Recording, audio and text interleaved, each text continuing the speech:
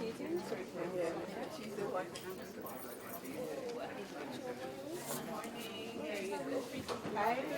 morning, I'm Taylor Elmar from UTEC. Hello. It's free season, so You got it all? All right, my darling.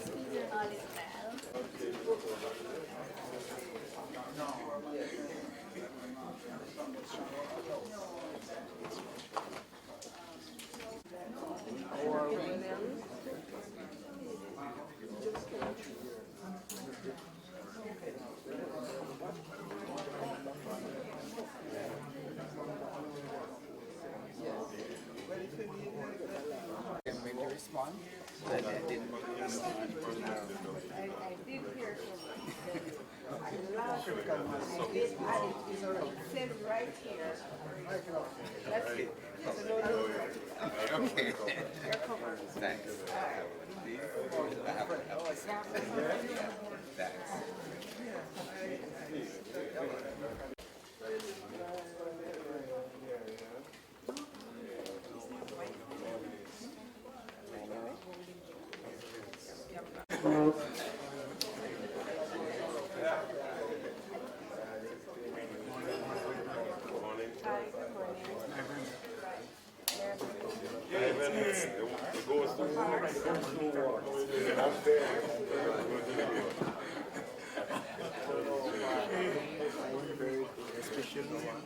Am I not JC? My name is Ivan.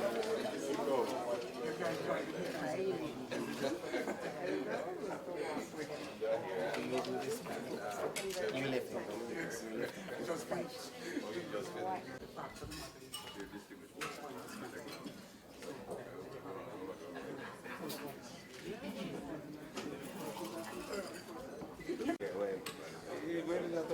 Oh, we in general. Yeah, right. Definitely.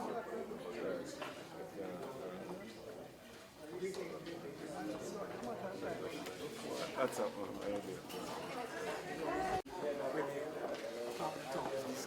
Yes. If you're not careful, you sit down and look at it right into a crowd. So they put their results with the place. Academic. Yeah, I was asking you if they are that link with FIU is still there. Yeah, man, we operate on Still there. It is now blended. 50% online.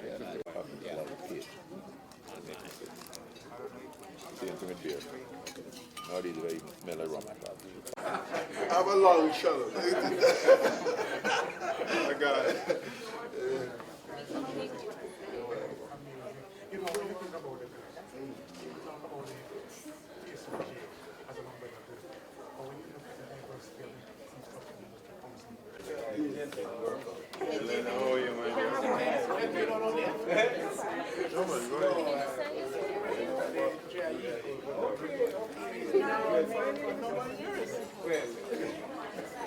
Photojournalist, and you know this.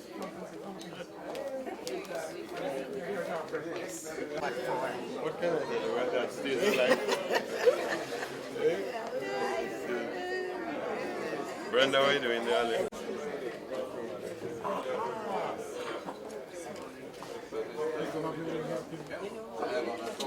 No, avoid me. But of course, he's one of my students. She changed her hairstyle. Yes, I know a lot of people don't look at me like this. But I see the eyes, and I say, I know those eyes.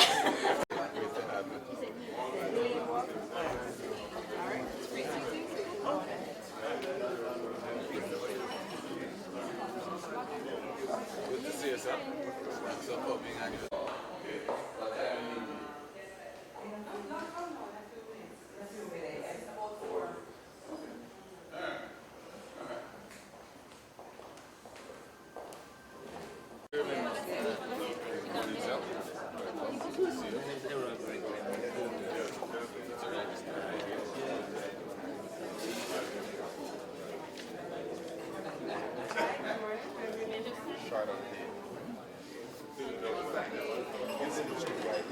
And Errol, when you're done, this is for you.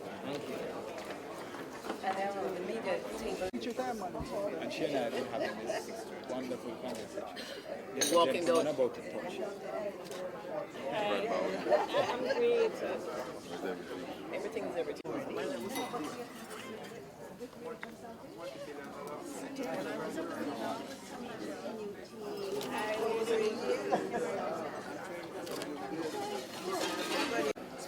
Just a thought.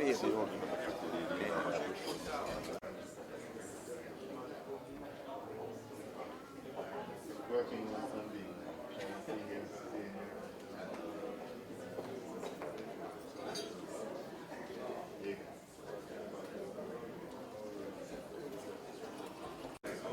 It's funny because I went to our factory yesterday. You work in the bank with him.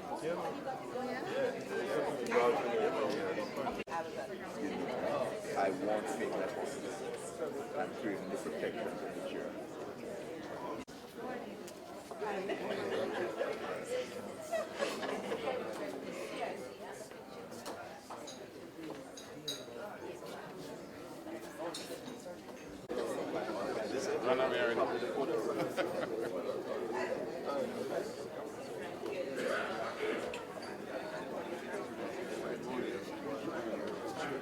Hi, good morning.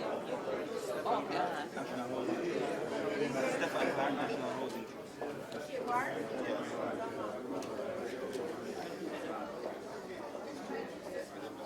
Do you have a partner for that?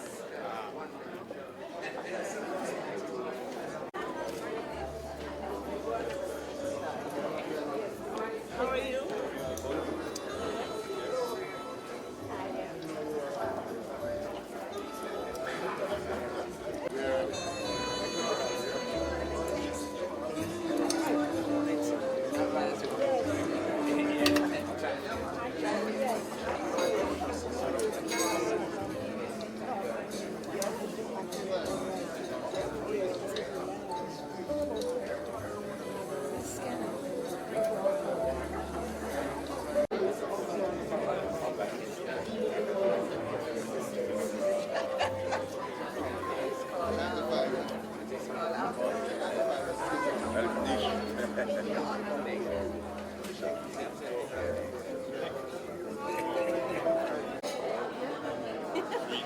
So look, right, you know, what are you going, but she wants to do her master's, but I gave her all to Canada.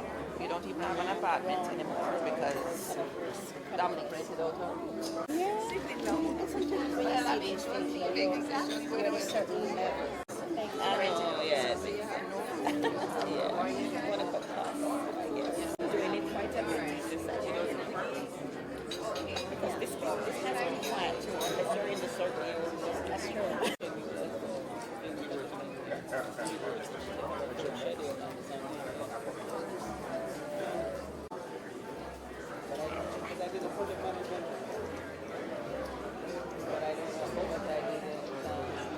Well, EG, if you want to see him there, you have to book him from now so he can get back there.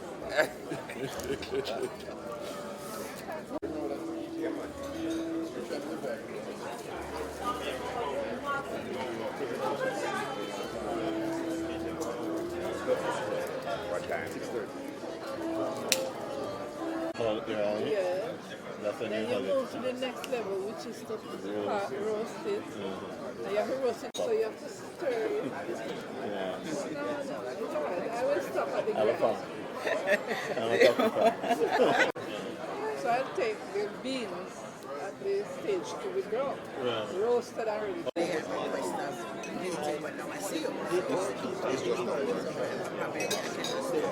I mean, it's just the same knowledge we have that we are trying to get. And so it's interesting, sitting here 2017 and listening to you saying the same things that we heard. Table Breakfast Forum.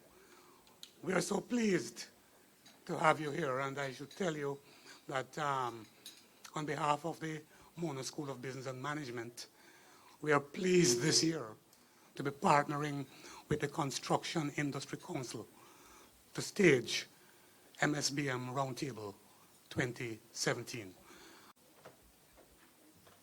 Good morning. Shall we pray? Our Father, we acknowledge you this morning as the one who gives life. We acknowledge you as our God.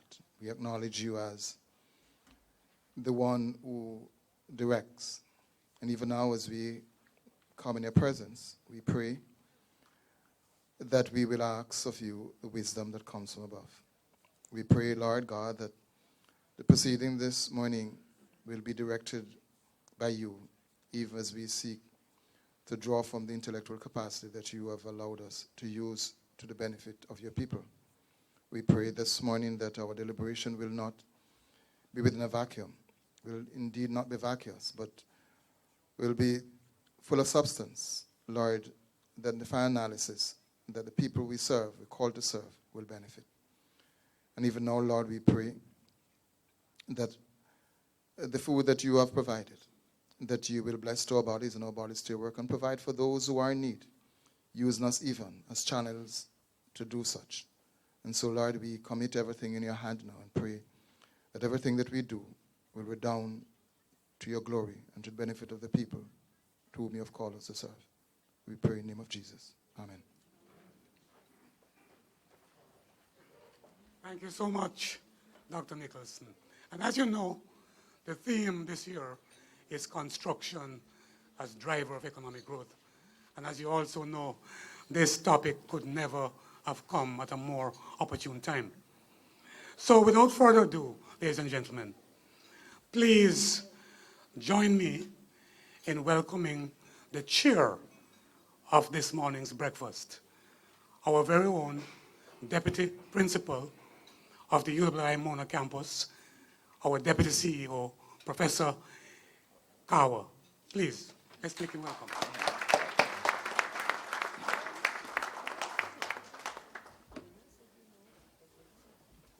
Thank you very much, Dr. Lawrence. Let me first recognize a number of colleagues. I don't think I'm going to be able to cover every distinguished person that is in the audience, but I think it's appropriate to recognize a few. Let me start with our former Governor General and great friend of the University of the West Indies, private sector and everything, Professor Kenneth Hall. Welcome, sir, and thanks for your support. Our leader of the opposition, Dr. Peter Phillips, a very warm welcome. We are waiting on the Honorable Minister, Horace Chang, who should be joining us in due course. Michael Williams, our head of the Mona School of Business and Management. Patrick Hilton, I saw him coming in, right? Chairman of the board of MSBM. Professor Ian Boxell, our Dean, Faculty of Social Sciences. Our sponsors for this breakfast, Jamaica National, represented by Peter James. Mr. James, where are you? Mr. James, will be joining us in due course as well. UDC, Dr. Damian Graham. I don't see him, but I suppose he'll be joining us shortly. Our stakeholders, Incorporated Master Builders Association, Mr. Donald Mullings. Mr. Mullings? Yeah, right there. Thank you. Welcome. Construction Industry Council, Mr. Gary Walters. Yeah, thank you very much. Welcome. And we have a whole lot of distinguished colleagues from UWI, from the private sector, from the government, and from individuals who are just interested in what's going on this morning. Our media, I want to welcome you all to this morning's proceedings. I also want to quickly apologize on behalf of the principal, Professor Archibald MacDonald, who wanted to be here, but will not be able to be with us, and he expresses his gratitude for the support given to this event, which is very important for the University of the West Indies. So on behalf of the University of the West Indies, it's my distinct pleasure to chair the Mona School of Business and Management's Roundtable 2017. This year, we discussed the highly topical issue of the construction industry and its impact on the highly topical, and its impact on the growth potential and business prospects for Jamaica. Often, when we discuss industries related to economic growth and development, we tend to focus on tourism and agriculture. This year's roundtable discussion seeks to move beyond this discourse and attempt to integrate the benefits of the construction industry into our national dialogue on economic growth. Additionally, it seeks to further emphasize the crucial role played by the private sector in pushing economic growth and development.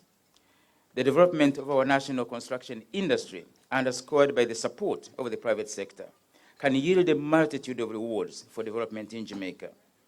The potential it holds in reducing unemployment and decreasing the national debt while encouraging the establishment of a more skilled labor force creates an opportunity for our nation to create new and innovative products for export that will hopefully enhance our foreign investment potential and our GDP. This industry has also provided a necessary link to improving the national housing sector by providing great opportunities for Jamaicans across the island to gain access to more affordable housing, and especially housing that meets international standards relating to climate change resilience. This is an industry that, as a nation, we need to invest in more, and I'm pleased that today's roundtable will provide an opportunity for us to discuss its benefits and further investigate how it can be used to help build Jamaica. It will also provide us with an opportunity to initially discuss opportunities for implementing better regulations and policies in the construction industry that will yield better economic results for the nation, whilst also meeting global standards on safety and disaster prevention. I'm therefore exceedingly pleased to welcome all of you to this discussion, one which I'm sure will be used to create effective policies and recommendations that will help to improve Jamaica's construction industry. I must also take a moment to thank the Monash School of Business and Management for bringing some of the construction industry's most notable players, as well as government officials and policymakers, to engage in this critical conversation on construction and economic growth for Jamaica. Thank you all for attending, and I look forward to what will certainly be an important discussion on the future of Jamaica.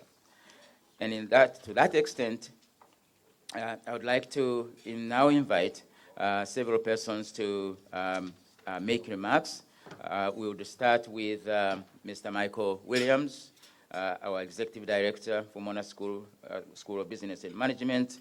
He'll be followed by Gary Walters, Chairman, Construction Industry Council, Mr. Gary will be followed by Professor Ian Boxall, our Dean of the Faculty of Social Sciences at Mona, that round of remarks will end with Mr. Patrick Hilton, Chairman of MSBM, making his remarks. And I will not have to come back to call each one of those colleagues, just follow one after the other, as I have indicated. Thank you very much, and enjoy yourselves.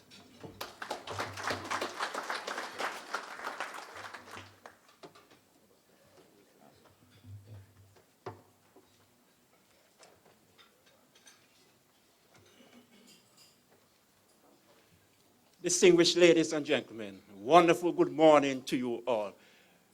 And I want to welcome you on behalf of the Mona School of Business and Management family. The growth of the construction industry is usually a good indicator of growth in the economy. In the past, the local players benefited from the growth in the construction industry. Given the level of competition from overseas contractors, if the local players want to benefit again from any growth in the sector, they must consider forging partnerships with each other to bid on projects to effectively compete with overseas contractors. At Mona School of Business and Management, we have renewed our efforts to produce research that is relevant to the business community. The advisory board for our business review as representation from the private sector organization of Jamaica, the Jamaica Council, the JCC, Jamaica Chamber of Commerce, and the Small Business Association. The business review is one means of disseminating relevant research to the business community. It focuses on 5 thematic areas: policy, entrepreneurship, strategy and solutions, technology, and finally, on finance and the economy. The most recent issue is titled Innovation, Productivity, and Competitiveness. In order for local construction contractors to improve their competitiveness in relation to foreign construction contractors, we have to impress upon our local construction workers the need to improve productivity. And improving productivity will mean that projects will be delivered on time and within budget. MSBM research is also being disseminated to the business community through a research newsletter, MSBM Insights, creating business value through applied research. The first issue features articles such as Researching Open Data in the Caribbean, In Search of Evidence, Understanding the Caribbean Enterprise, Insights from SMEs and family-owned businesses. And another article, Customer Value Proposition, Corporate Transformation and Growth in Caribbean Financial Firms. We also disseminate research through a business and management conference. The third conference will be held in Montego Bay at the Hilton Rosal and Spa in November 2017. The theme for the conference is Driving Transformation, Finance, Enterprise Development, and Wealth Creation. MSBM is interested in partnering with the business community, doing relevant research and disseminating this research to the business community. Let me thank you all. It is good to see so many individuals from the private sector, from government here this morning. And my heart is overflowing with joy. Thank you very much. Have a wonderful day.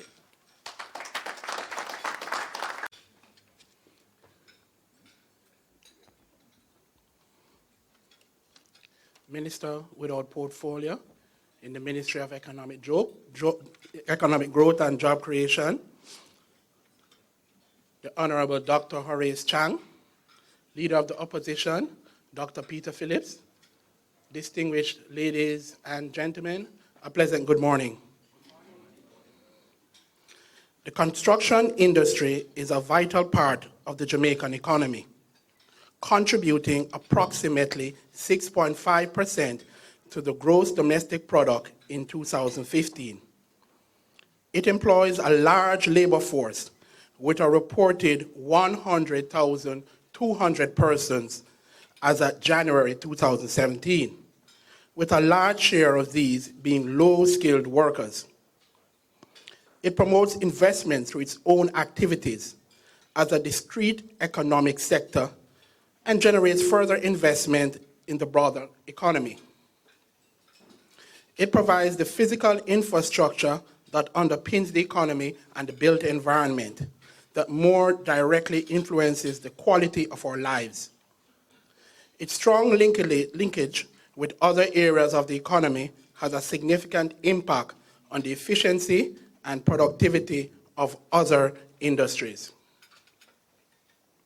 Following a negative growth rate of minus 3.6% in 2009, the sector has recorded modest growth, namely 7.8% in 2010, 7.4% in 2011, 3.1% in 2012, 9.5% in 2013, 9.9% in 2014, and 13.5% in 2015.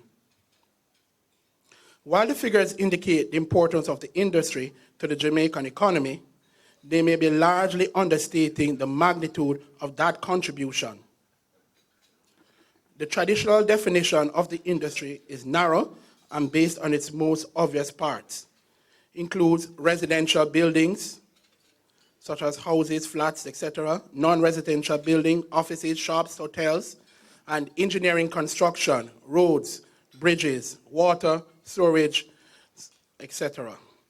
This segmentation, however, does not fully reflect the significance of other facets of the industry, such as client services, commercial property operators, developers and financiers, suppliers and producers of building products and materials, machinery and equipment sectors providing such items as construction equipment, and professional and consulting services. Similarly, inadequate attention is given to the institutional arrangement that shape the industry, such as the regulatory framework and the institutions which educate and train the participants and undertake research and development. A consequence of the unevenness in the construction demand is that the industry has experienced phases of both considerable growth and rapid decline in recent years, which has forced firms to adopt more flexible operating strategies, often at the expense of efficiency. In keeping with its strategy for economic growth and job creation, the government should aim to work in collaboration with its private sector partners to promote more efficient construction activity. In recognition of this role, the government should commit to pursue policies that encourage and facilitate the growth of the sector. The government should provide an enabling environment in which viable construction activity might expand in quantitative and qualitative terms. The ministry with broad portfolio responsibility for the construction sector is the Ministry of Economic Growth and Job Creation, which has responsibility for providing the overall policy framework to guide the development of the construction sector in Jamaica. Some time ago, the then Ministry of Transport and Works led the preparation of the draft construction industry policy aimed at providing a consistent policy framework for the development of the sector. The draft policy seeks to address a range of issues, including encouragement of wider participation in the industry, encouragement of innovation in and modernization of the industry, promoting regional cooperation, creating of an enabling and facilitating regulatory environment, improved construction management and greater competitiveness, sustainable economic growth and development of the sector, incorporation of the informal sector into formal sector activities, safety and security issues, including extortion, quality and environmental factors, registration of professionals and enterprises, refinement of procurement rules, and development of skill levels in the construction industry with special emphasis on training and certification. However, the construction industry policy has remained in a draft stage since 2004, and its finalization and promulgation must be a priority for the sector. The Vision 2030 Jamaica Construction Sector Plan seeks to build on the existing policy and development framework for the sector, including the draft construction industry policy, to ensure consistency and continuity of the long-term planning for the sector. In closing, the local private sector construction firms face competition from overseas construction companies which enjoy competitive advantages, including access to capital and technology, particularly for large projects which may exceed the capacity of local firms. Another problem that may impact local contractors arises on occasions when foreign companies use construction equipment imported duty-free for particular projects to compete for other projects for which duty-free concessions do not apply.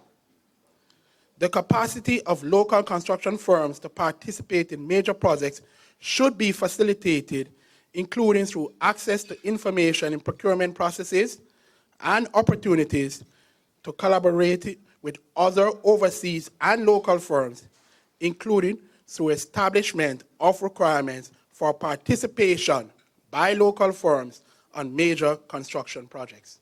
Thank you.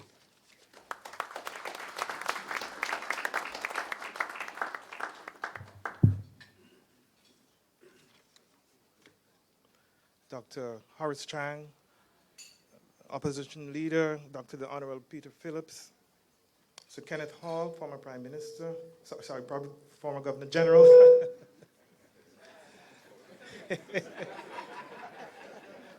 that's a Freudian. That's a Freudian. Mr. Michael Williams, members of the University of the West Indies community, distinguished ladies and gentlemen from the construction industry, partners all, let me welcome you on behalf of the Faculty of Social Sciences. As Dean of the Faculty of Social Sciences, I'm especially pleased to be associated with this event. As you all know, the Mona School of Business and Management has always been on the cutting edge of important debates, especially around our own development.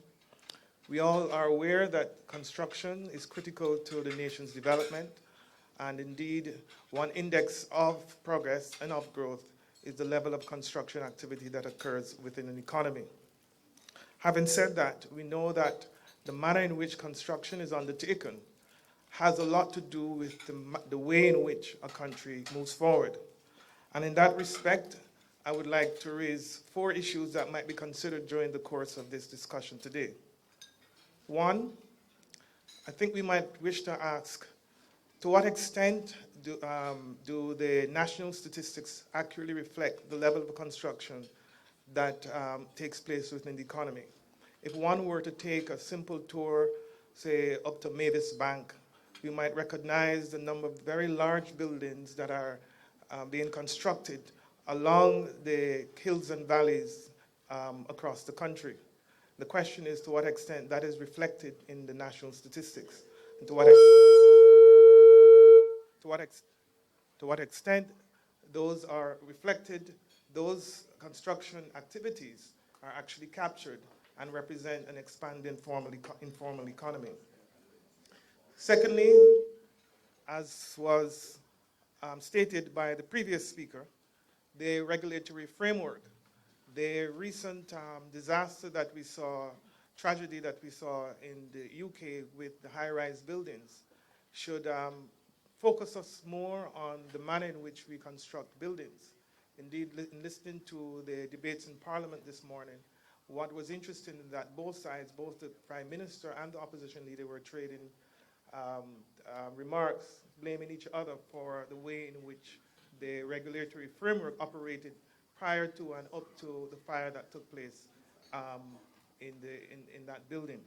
But clearly, we all know, as was said by the previous speaker, that we need to look at the regulatory framework, not only with respect to the manner in which the zoning of the buildings, but also in terms of simple things like what constitutes acceptable mixtures in terms of concrete, etc. And I can tell you from experience that it varies depending on which parish you go to. Thirdly, there's the issue of the sociology of construction. Very often when we think about construction, construction has to do with the built environment. And the built environment is both influences and influenced by the culture. So the question is, are we going to build bunkers so that people can survive from the hurricanes and feel safe? But at the same time, these bunkers do not allow for proper social interaction. Or are we going to think through the manner in which we construct our buildings which allow a certain type of humane social interaction? There's a long and distinguished debate in the literature about the way in which buildings are constructed across the world. And a number of first world countries, what you see is that accompanying this construction must be things like social impact assessments to ensure that residents and the people who use these buildings will create an environment which improves human interaction rather than suffocate it. So this is an important issue, and I think that we need to focus on it. The fourth one has to do with technology. As we know, there are many technological developments impacting on construction. I was recently I was reading about the printed houses in China, where they're now printed houses, and in fact, the Chinese government has gone ahead with commercializing this and they have started to print a number of houses across China. So these are 4 issues. There are many other issues that, of course, we can put up for discussion. But the point is that when we talk about construction, we must go beyond the engineering and look at the broader cultural, social, and socio-political factors that influence human behavior. Let me, in closing, as I said, congratulate the Mona School of Business and Management. The Mona School of Business and Management epitomizes the new AAA strategy of the university: access, agility, and alignment. And the Mona School of Business has been always open to a large number of persons, and they're trying to do that even more in terms of access. In terms of alignment, they have been an important player in moving closer with the public and private sector. And in terms of agility, they're always on the cutting edge of what is happening in our society. So once again, thanks to the Mona School of Business, and I hope we have a constructive and fruitful conference.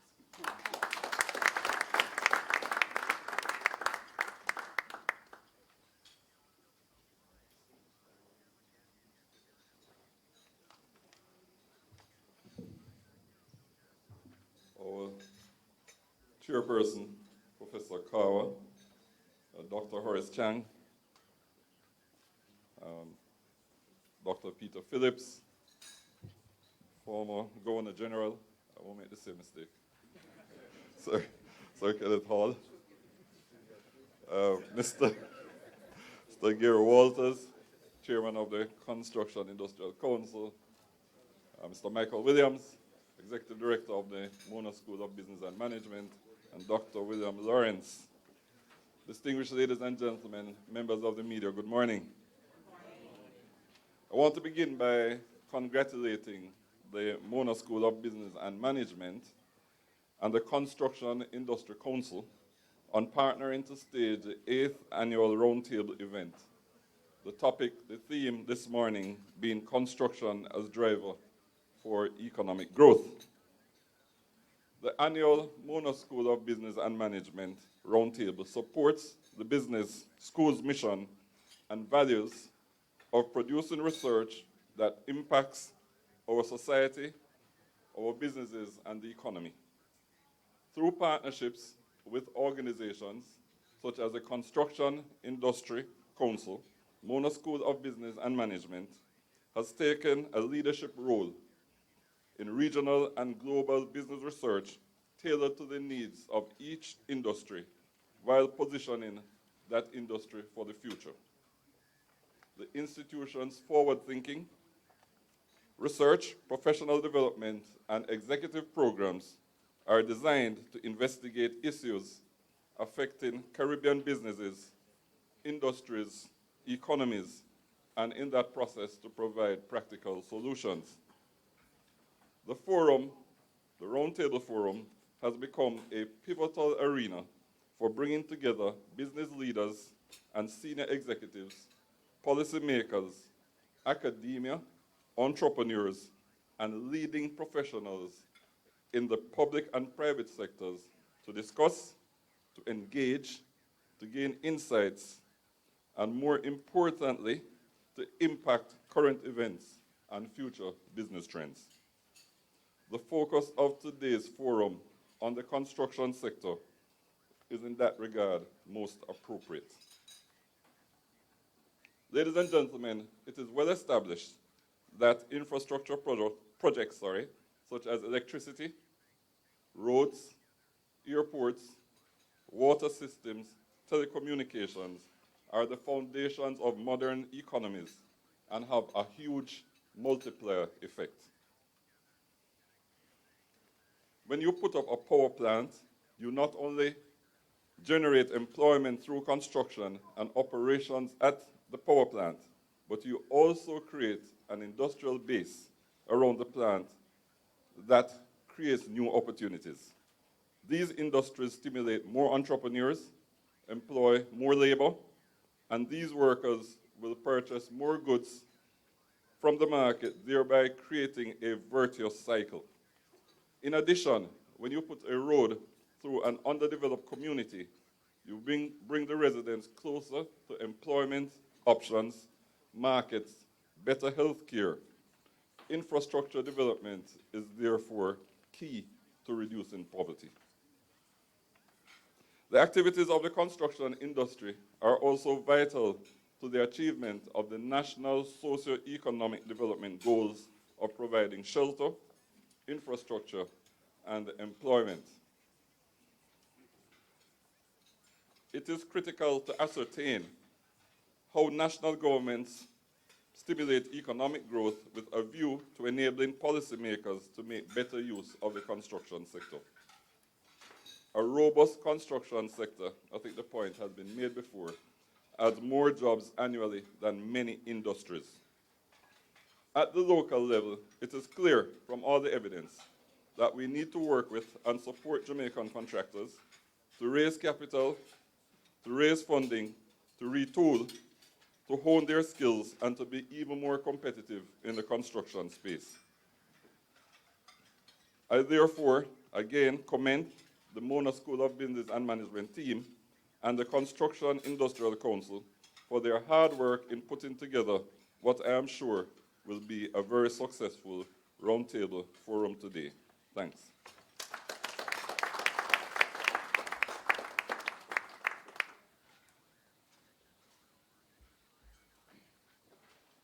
Thank you very much. Let's give a round of applause to all the 4 colleagues who have made their presentations. And before I go further, let me welcome our minister, Mr. Dr. Horace Chang, who was just joining us. Welcome, Minister. And as you would have heard from all the presenters, we can, academicians at UE and other places could point fingers at the government, and we could point fingers at the private sector, and the private sector could point fingers at the government, and so on and so on. And the finger pointing can continue.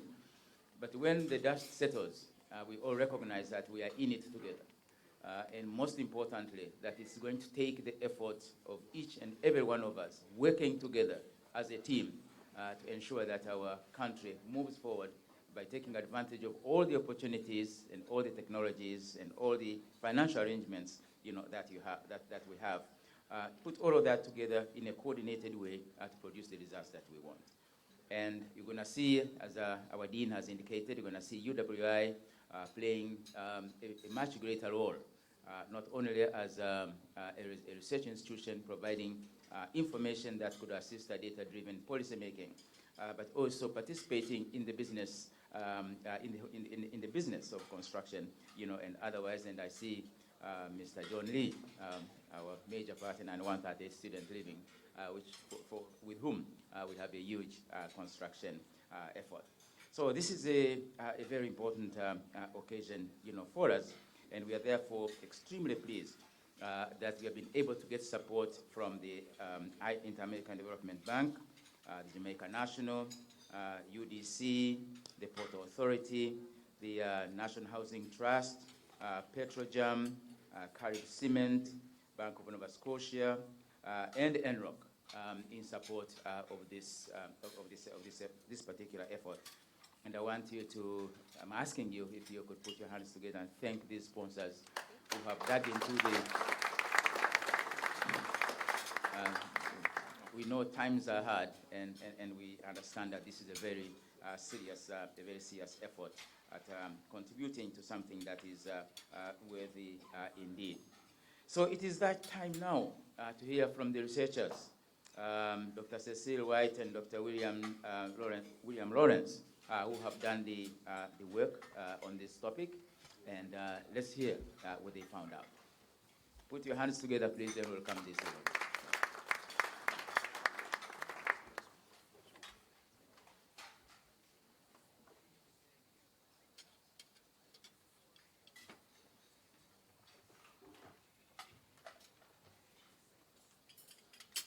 Distinguished guests at the head table, good morning. Good morning, everyone.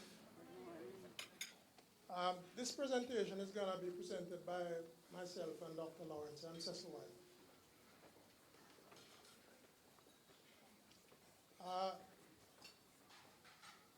The government of Jamaica has long recognized that infrastructural development has not been keeping pace with our need to develop.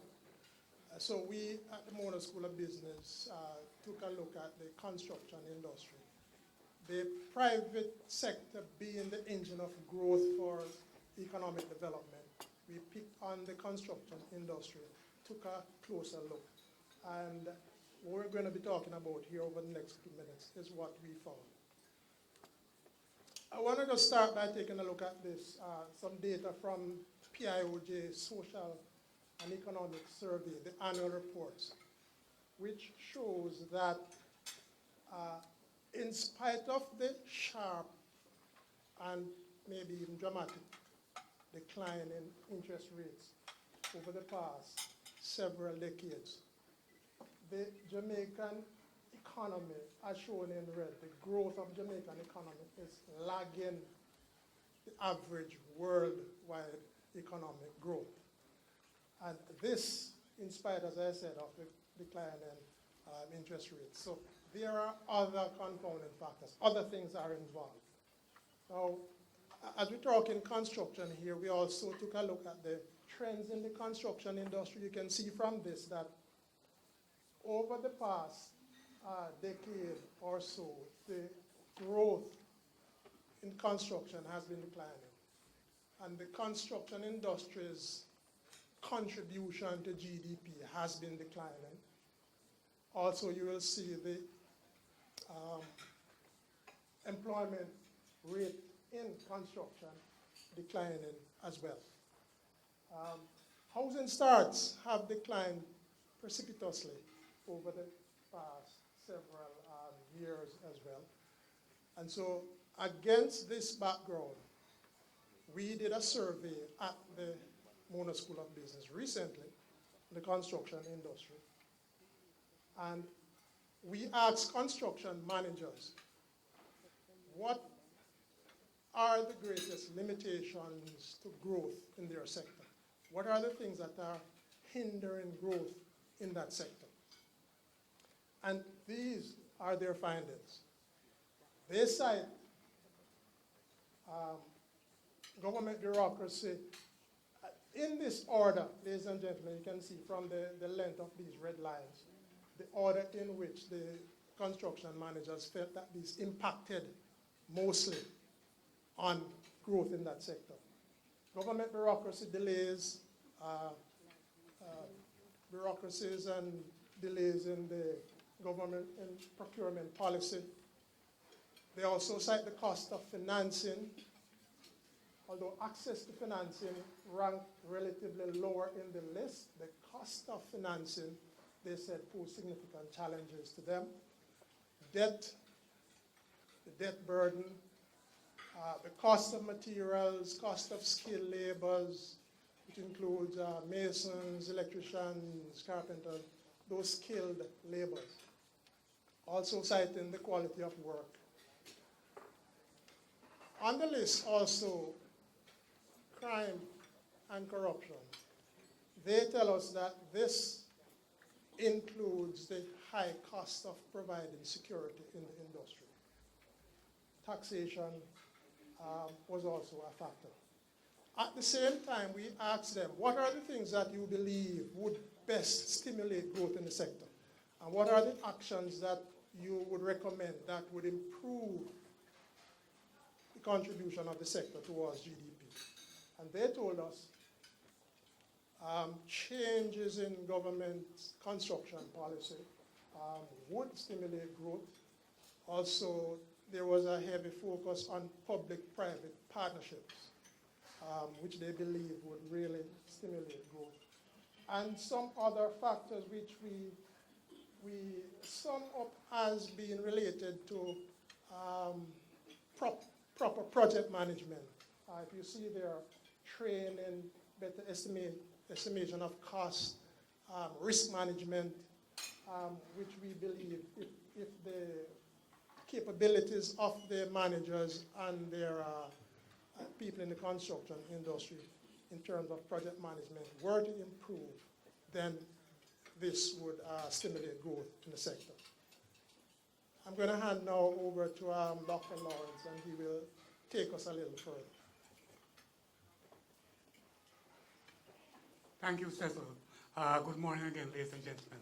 So we, as Cecil said, looked at the sector from the perspective of the firm, given that the private sector companies are expected to be the engine of growth.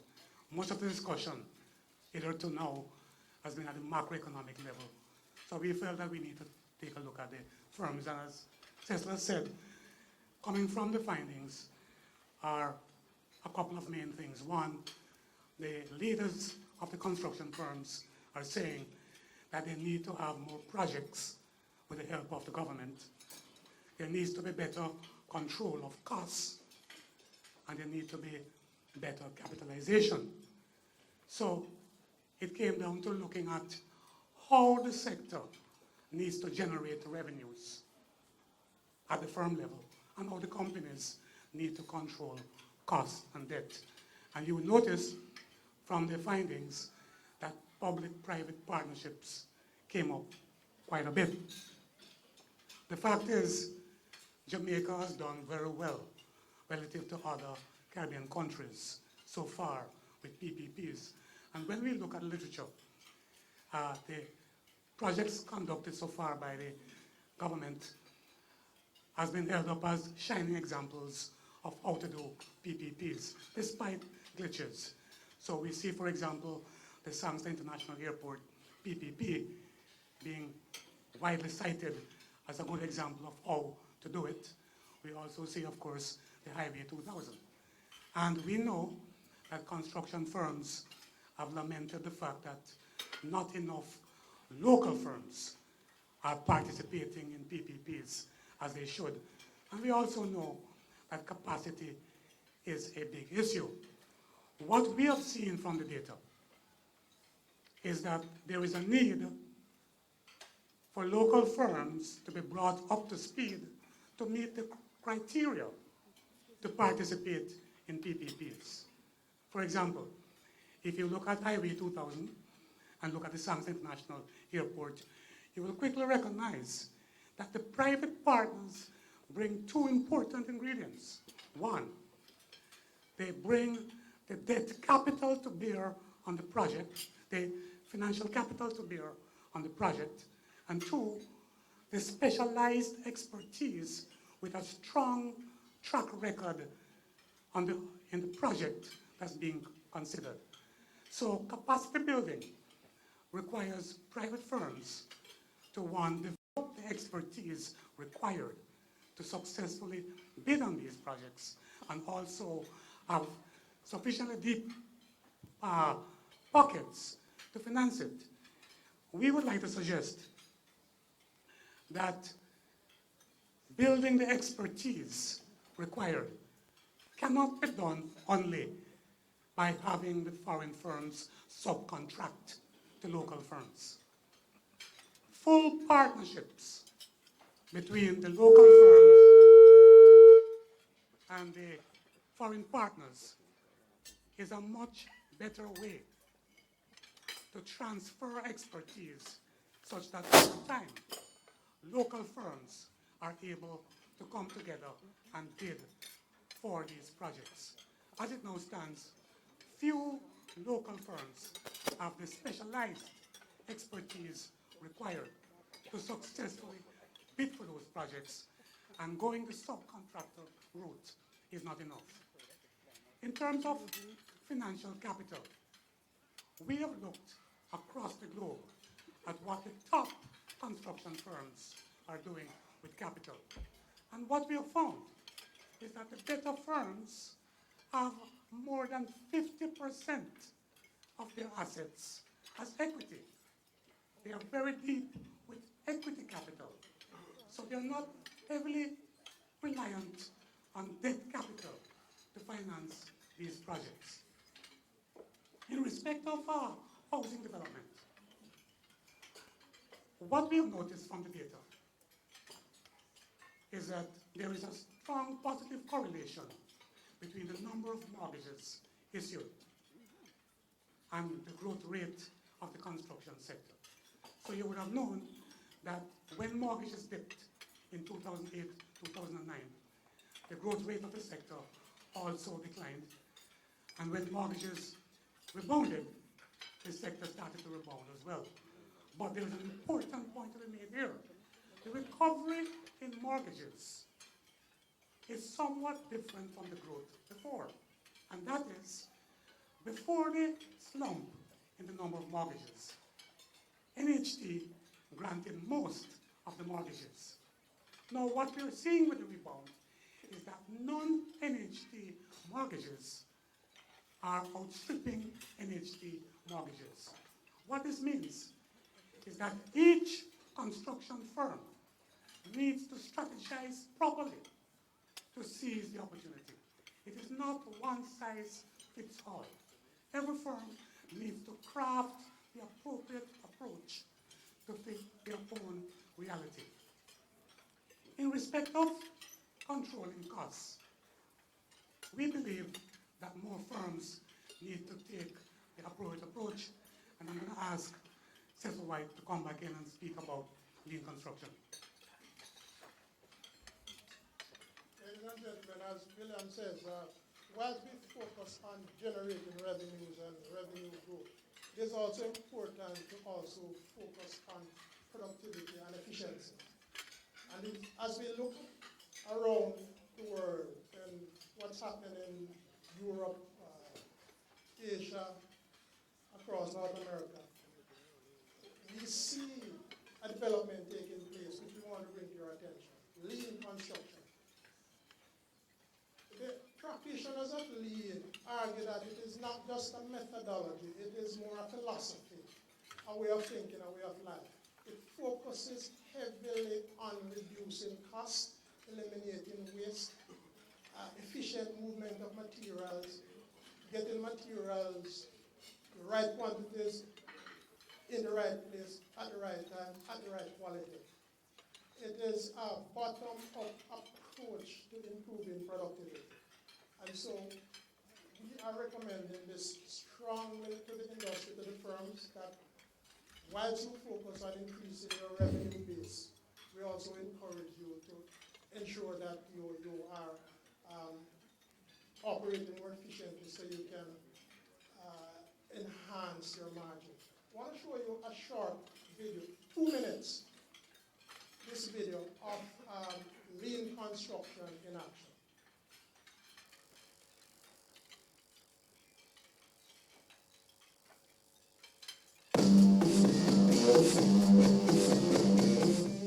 Today's construction teams are under enormous pressure to work as efficiently as possible.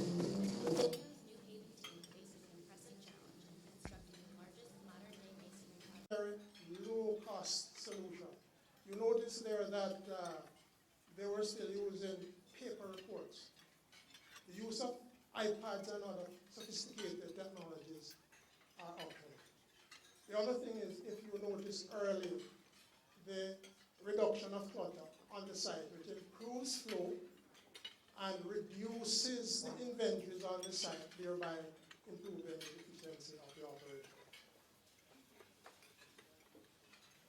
Thank you, Cecil. And you know, the survey, as you'll recall, indicated that the construction firms are also concerned about debt burden and about the level of taxation.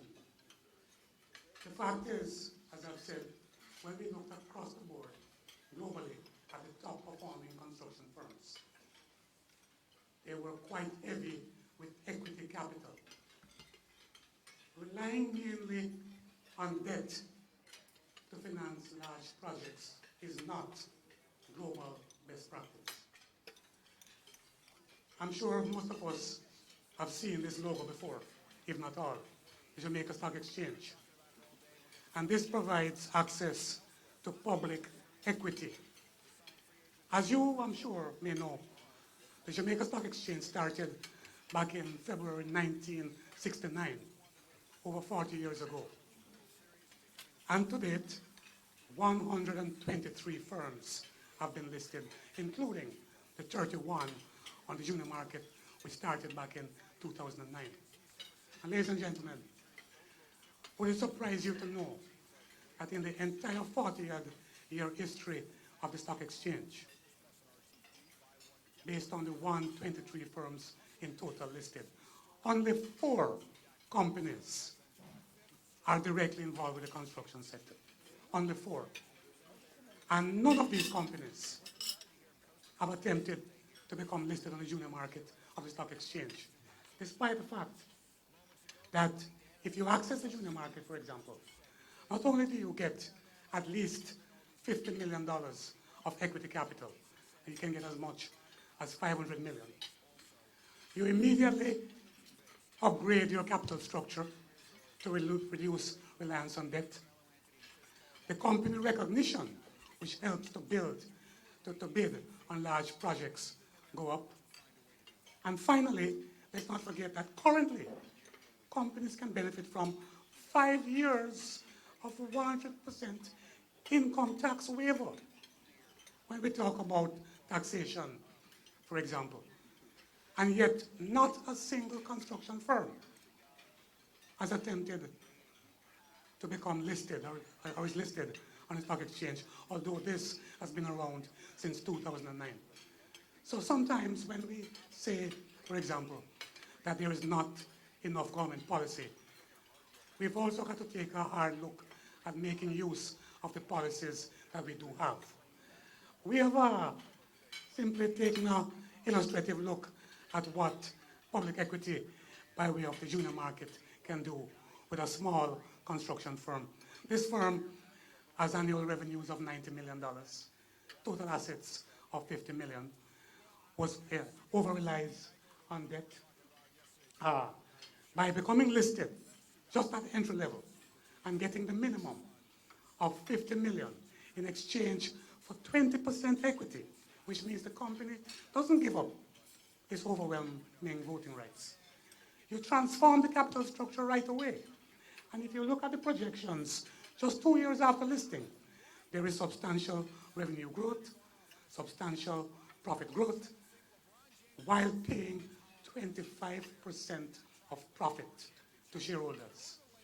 This appears to be a no-brainer, and we'd like to suggest that more construction firms need to make use of the stock market to get their capital structure right, because again, I say that over-relying on debt capital for project financing is not global best practice. So in summary, we are suggesting that government policy should help to build capacity in the sector, especially the building of the required specialized expertise by granting favor to full partnerships, not just subcontracting. We're suggesting that construction firms should exploit recovery in the housing development projects for profitable growth. Each firm must craft its own roadmap. It's not one size fits all. We are saying from the research that firms should adopt lean construction as a simple and cost-effective method to reduce expenses. And last but not least, the research findings suggest that more firms should leverage the stock market for low-cost capital, debt reduction, tax relief, and raising the company profile to become more attractive when bidding on projects. Thank you.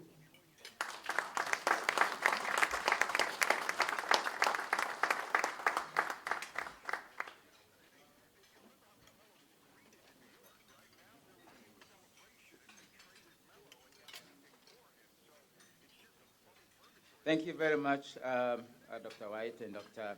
Lawrence, for that enlightening presentation. And I was moved to make a quick comment on the public-private partnerships. As you know, UWI Mona is particularly engaged in that effort, and we are very pleased with the results that we are getting. Our partners are learning the art of teaching, learning, student development, and combining that with entrepreneurial activities. And we are also at the university learning how to make money and figuring out how that money could be used to enhance our core business of teaching and learning. So the partnership, is working, and more persons within the university are recognizing that this is an opportunity to actually help us to do a number of things. So we have done student accommodation. We are self-sufficient on water. we soon make a big dent on our energy bill, and many other projects, will be coming. In fact, we visited a university, Texas A&M, in the United States, which has gone heavily into it. They have about 5.4 billion US dollars of investment in private, public, and public partnerships. 3.4 billion of which was ongoing when we visited. And you could see the vibrancy in the community around the university, their contribution to the economy, the expansion of programming and so on has been quite remarkable. And they have money in the bank. They are getting oil money flowing, but then they have got a good credit rating. But the public-private partnerships do provide quite an important opportunity for them to grow. And we found that we actually are fundamentally on a similar road, even though our scale is of the order of a few millions, where theirs is in the billion side. We now would like to get some remarks from some of our distinguished colleagues. We're going to start with our leader of the opposition, Dr. Peter Phillips, who is no stranger to any one of us. Can we invite Dr. Phillips on the podium?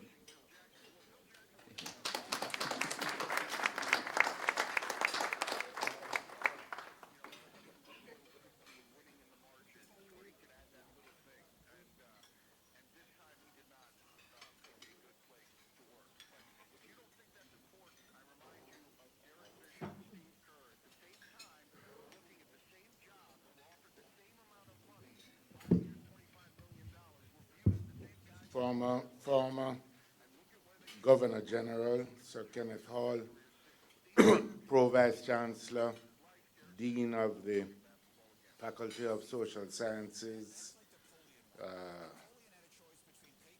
other distinguished ladies and gentlemen, members of the construction fraternity. I don't know, is it possible to turn on the lights here, or is it a reason why they're off? There's a movie running. But first of all, I'd like very much to commend the Mona School of Business for this initiative. It is the 8th roundtable, I understand, although the only roundtables are those at which people are eating. But it represents an important initiative, I think, to initiate a dialogue, particularly about issues affecting businesses and investment. And this morning, I think we have touched on a very important sector in the Jamaican economy, and if I dare say, one that is too often unrecognized in terms of its impact on the Jamaican economy. We have already been provided with some indication of the scale of the sector. It contributes about 7% of GDP.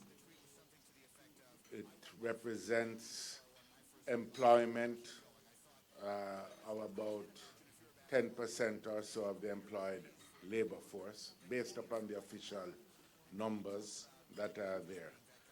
And it has manifested over the years some significant growth. But I think we should not neglect what I would call the social impact of the sector. It has, I was going to say traditionally, but I am looking at the decade of the 50s onward. It has represented an opportunity for upward social mobility for critical layers of Jamaican society, and set the basis for a emerging set of professional cadres who have been important in terms of their impact on the society as a whole, their impact on the political life, and the stability offered by upwardly mobile middle class. At the same time, it has generated substantial employment possibilities, particularly for low-skilled labor in the labor force. I think we can safely say also that the official numbers underestimate the true impact of the sector because of the high levels of informality in the sector and the fact that a lot of the construction activity takes place outside of the formal state-regulated system. And so we are often seeing a lot of own-account construction activity, self-help, community-based activities, most of which are not captured in the official statistics.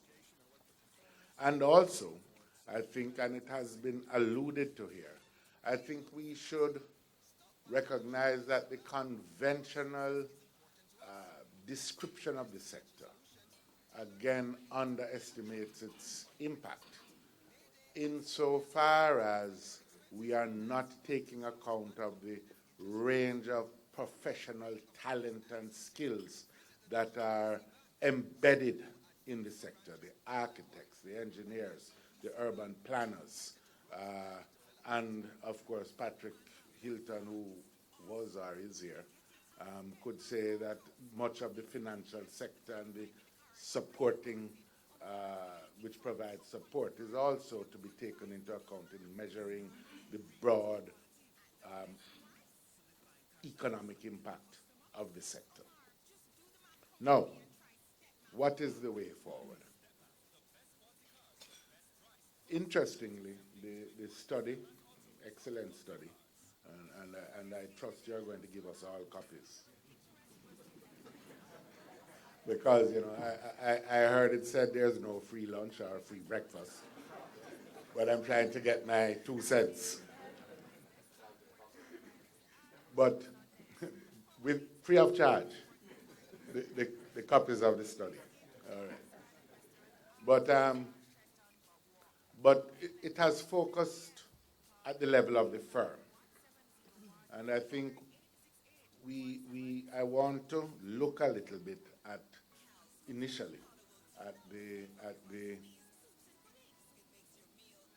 macroeconomic environment in which the sector operates. And I think there is one essential point to be made, and that is that the sector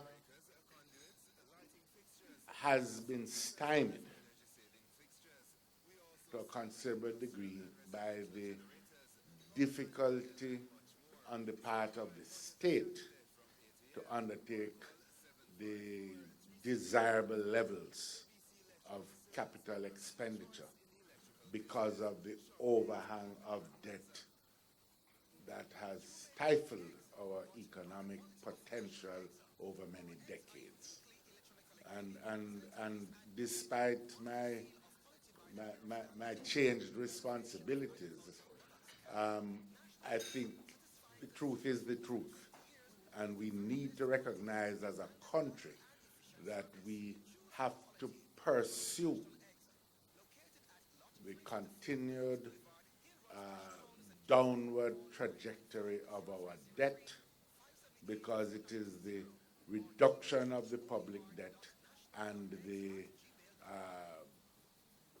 benefits that will confer, including a continued downward movement in our interest rate trajectory, that is going to be necessary before we will see the full flowering, so to speak, of the construction industry and its potential. So I make that as an initial point.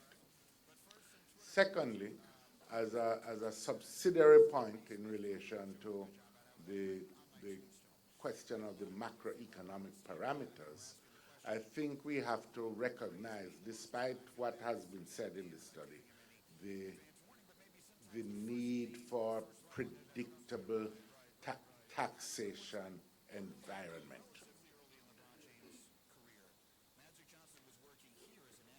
The issue in relation to taxation, and I think over many, many decades, administrations drawn from both our major political parties have practiced what I might call taxation by surprise.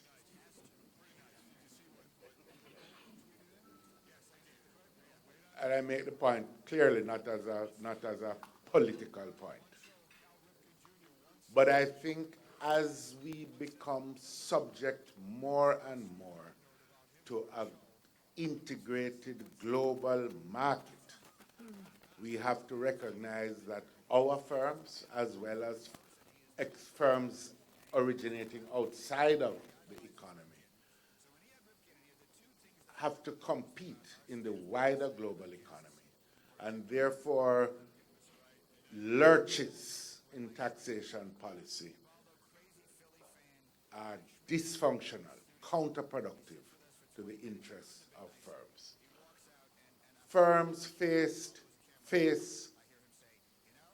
prices set in other markets and indeed in our own market years in advance. They are given costs. And if a firm doesn't know what the fuel costs are, what the taxation level on fuel will be year by year, for example, or what its other energy costs will be year by year, not because of market-determined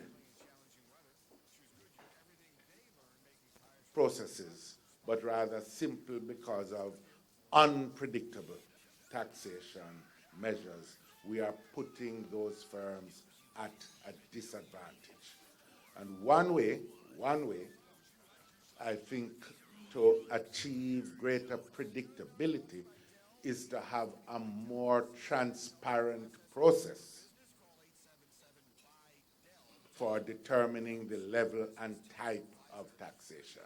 I have said on many an occasion that there are provisions in the standing orders of the Parliament for a taxation committee to be convened. We have used it on occasion, but more often than not honored it in the breach. What was intended in the overall economic reform programs and the need for regular reporting to Parliament and the fiscal responsibility framework is that it would enable us to convene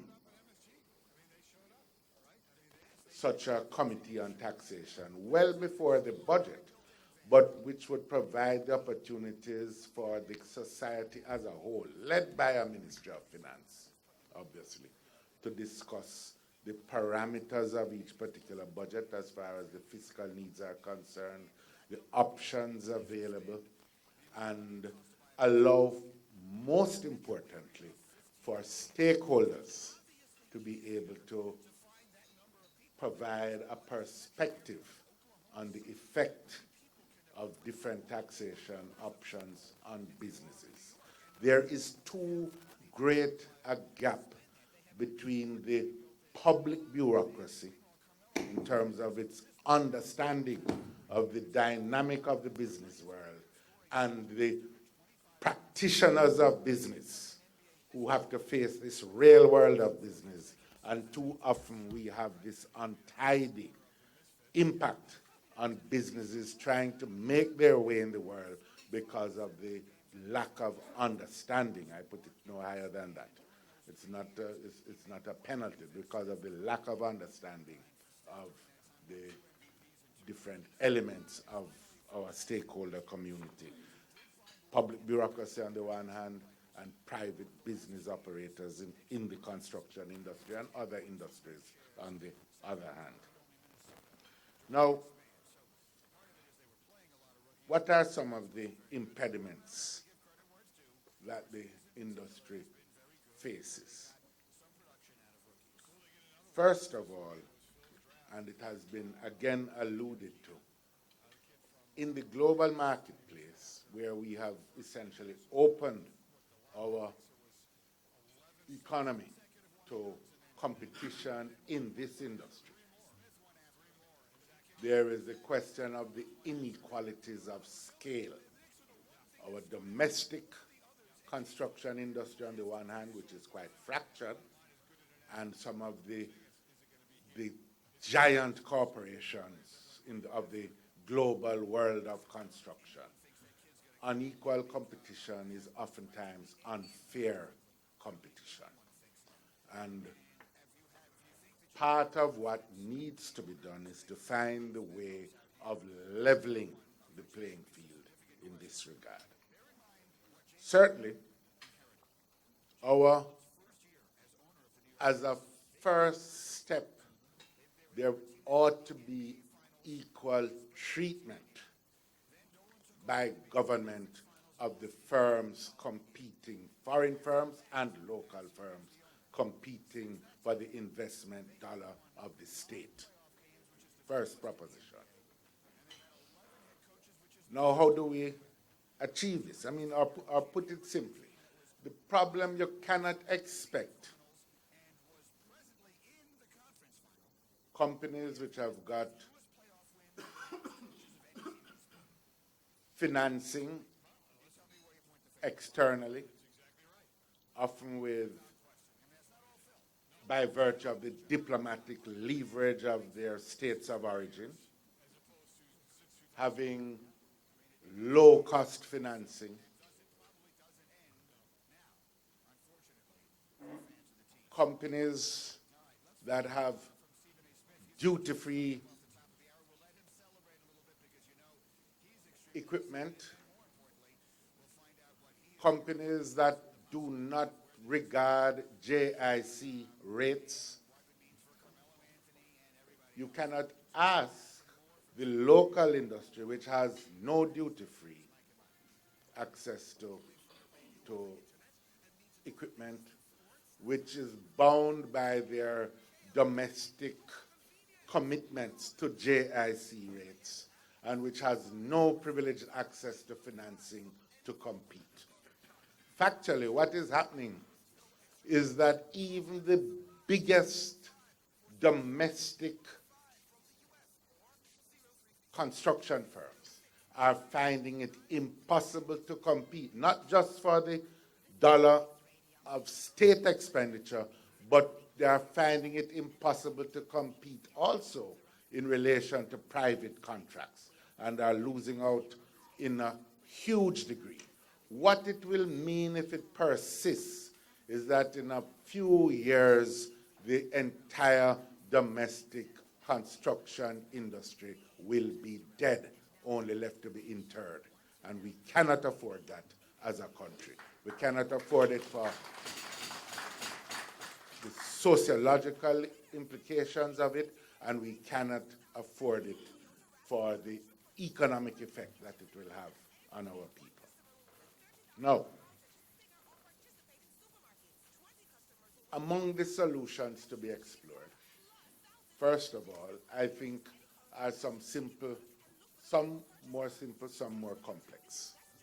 In a range of if we organize the menu, so to speak, we can look at, first of all, a simple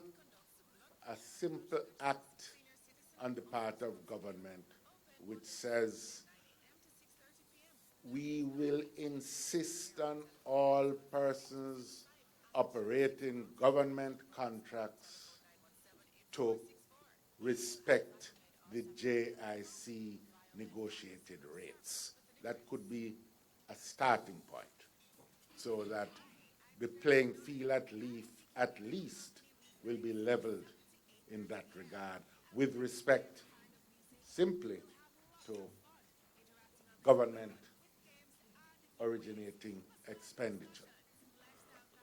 We may need to explore further what is the force of the JIC rates across the economy as a whole. And I am not suggesting that this be done without dialogue.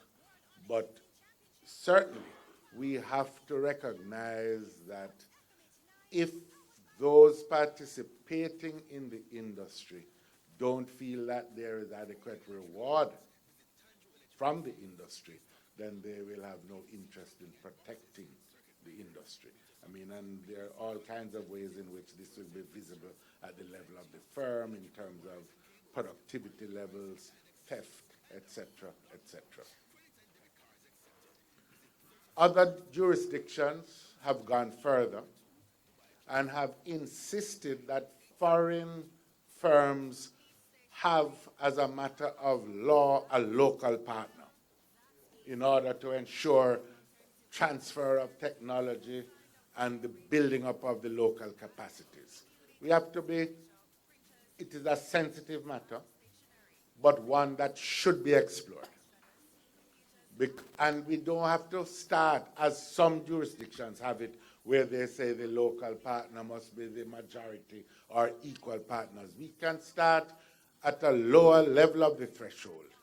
And the basic proposition for starting there is for us to recognize that our sector, especially in a world economy increasingly dominated by services, represents an important driver of economic growth, not just by fulfilling contracts within our domestic jurisdiction, but indeed by fulfilling contracts globally and regionally, where we can give benefit to Jamaican skilled labor, Jamaican professional expertise, and in fact, where we can have profits repatriated to Jamaica rather than profits exported from Jamaica.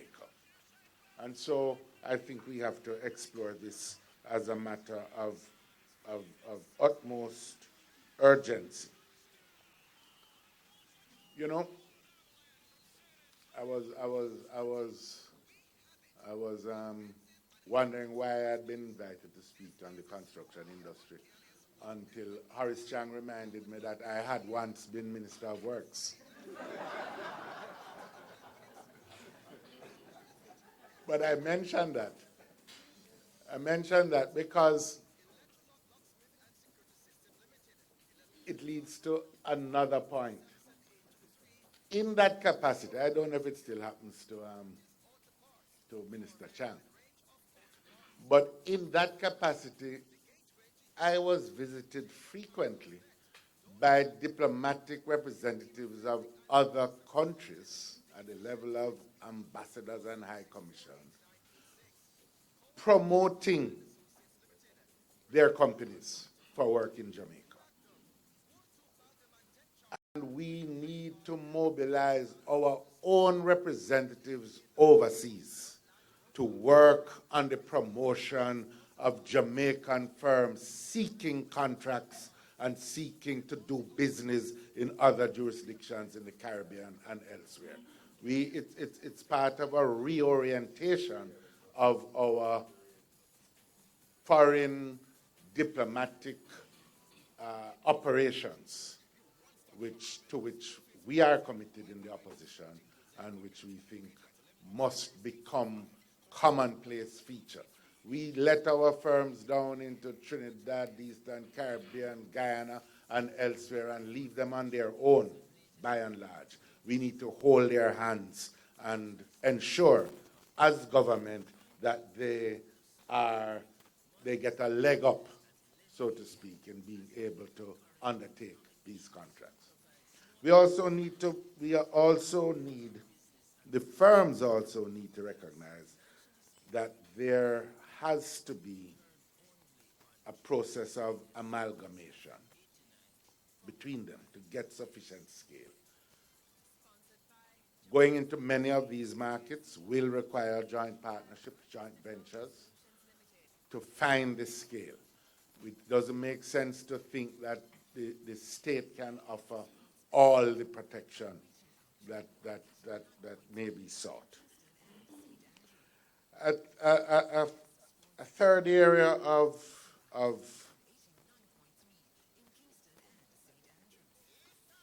impediment really relates to the domestic bureaucracy.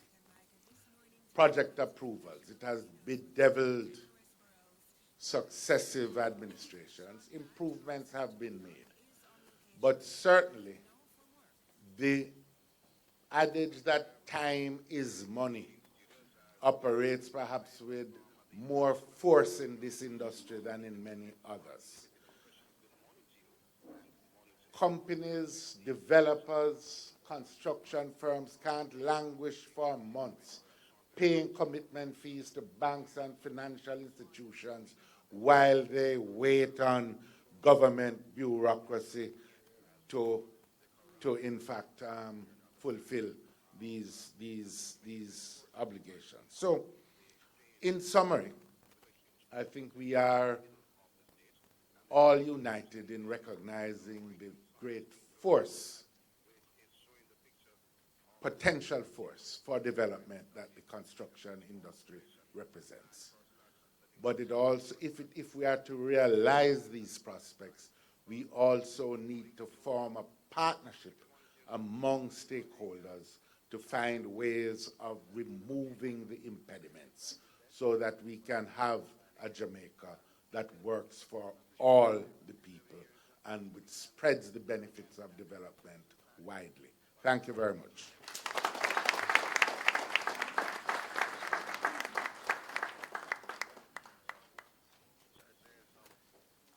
Thank you very much. Spot on set of comments. May I now invite our Minister in the Ministry of Economic Growth and Job Creation, Dr. Horace Chang, to address us. He too is a veteran.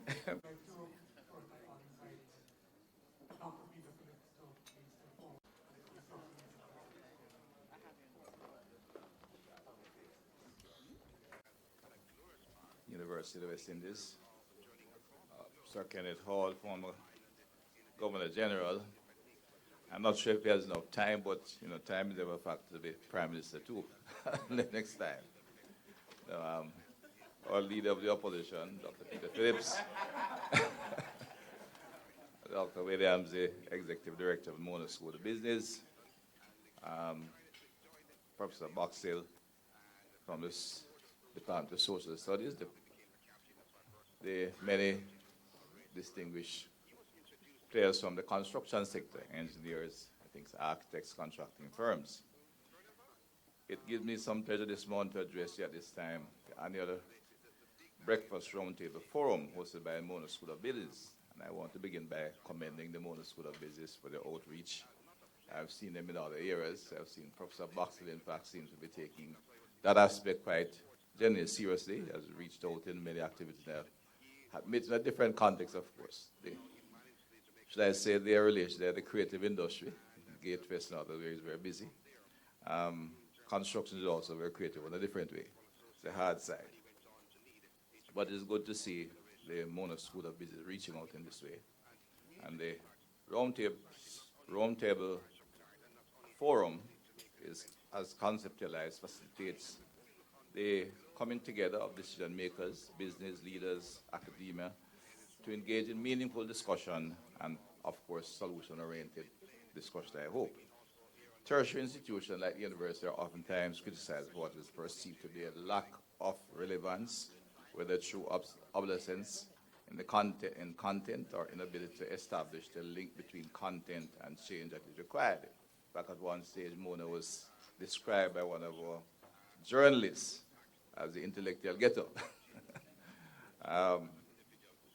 So I'm therefore quite happy that the Mona School of Business, part of the University of West Indies, which is my own university, and I'm sure for Dr. Phillips as well, has taken a solution-oriented approach to education as outlined in their mission statement, and indeed as agents of change, they have gone a step further by hosting events of this sort.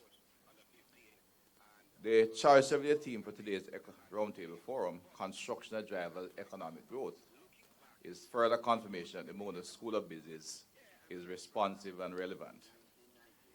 Colleagues, by now, there should be no doubt in anyone's mind that the administration is committed to the economic growth and development of the country.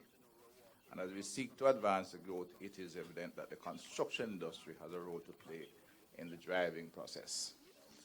The opposition leader, of course, has covered quite a wide area, especially the financial area, where he has much closer, he has close activity in very recent times.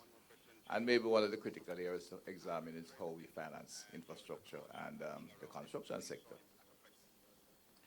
The position of the industry, of course, and its importance is supported by extensive study. But from an even anecdotal point of view, and the questions raised about the quality of the data available, one could reinforce that. My own constituency, which is one of the larger constituencies in the island, with a population, well, adult population near 30,000 people, but nearly 2/3 of those people live in what could be considered informal housing. What is informal housing? And they were constructed by the same method of cement and steel and masons over a period of time, and none of that was recorded in the formal sector of the economy at all. And I use the term informal in my own constituency also deliberately, because for many of the city dwellers or the corporate area dwellers, squatter housing represents something that is near to Riverton City and is cardboard and plywood and pretty unfortunate circumstance in any individual living in. The reality is that the ones that operate from the house in Montego Bay, none of them fit that description, and maybe have more concrete and steel than many of the ones on the hills of the corporate area. So it's a huge industry on its own and employs hundreds of people in the process. And much of that is not in any way recorded in our formal economy. We have taken steps in recent times to register some of those, and titles are being made available to many, and therefore some level of registration. But much of that informal economy is not recorded. And we have, those of us in government have had figures of anywhere from 40 to 35 to 50% of the economy being informal. If we take that in mind, of course, we have to raise questions about the entire planning process and what we're doing, beside what we'll be doing in executing the program. The construction industry generates one of the highest multiplier effects through its extensive backward and forward linkages with other sectors of the economy, and therefore, given its importance in employment creation, capital formation, and the significant forward and backward linkages, the industry is clearly one of the pillars on which construction our growth, on which to construct our growth agenda. And if that may be a good pun, so to speak.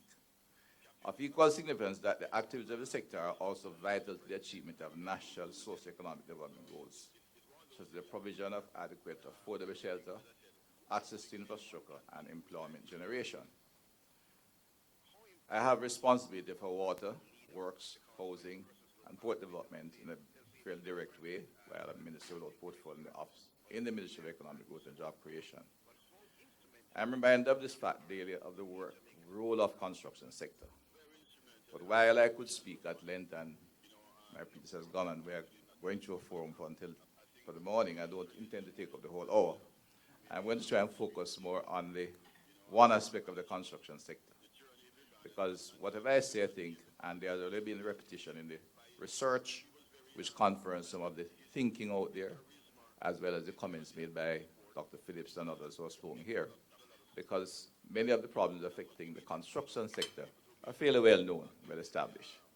Unfortunately, like many other things in the country, we have not really come to a consensus and executed the solutions as required. And I hope that a forum of this sort may provide the beginning of how we can move forward and execute decisions and recommendations that are required to move the industry. I thought I'd look in particular at the contractors or the firms involved, because the construction industry, as indicated by several other speakers, is a very complex one and takes a broad cross-section of workers, from the totally unskilled, sometimes just coming out of jail, half-dressed and rough-cut, right to the most highly skilled professionals that we can find in engineering, architecture, quantity surveying, and several other aspects of industry in today's world. And they are subdivided into highly skilled groupings because there are those who do engineering, electrical engineering, computer skills, and all that goes into it. Of course, project management and other aspects of critical, complex construction activity. But contractors are the implementers of the program. They transform plans to physical outcome, and therefore, to a large extent, they influence the productivity in the sector.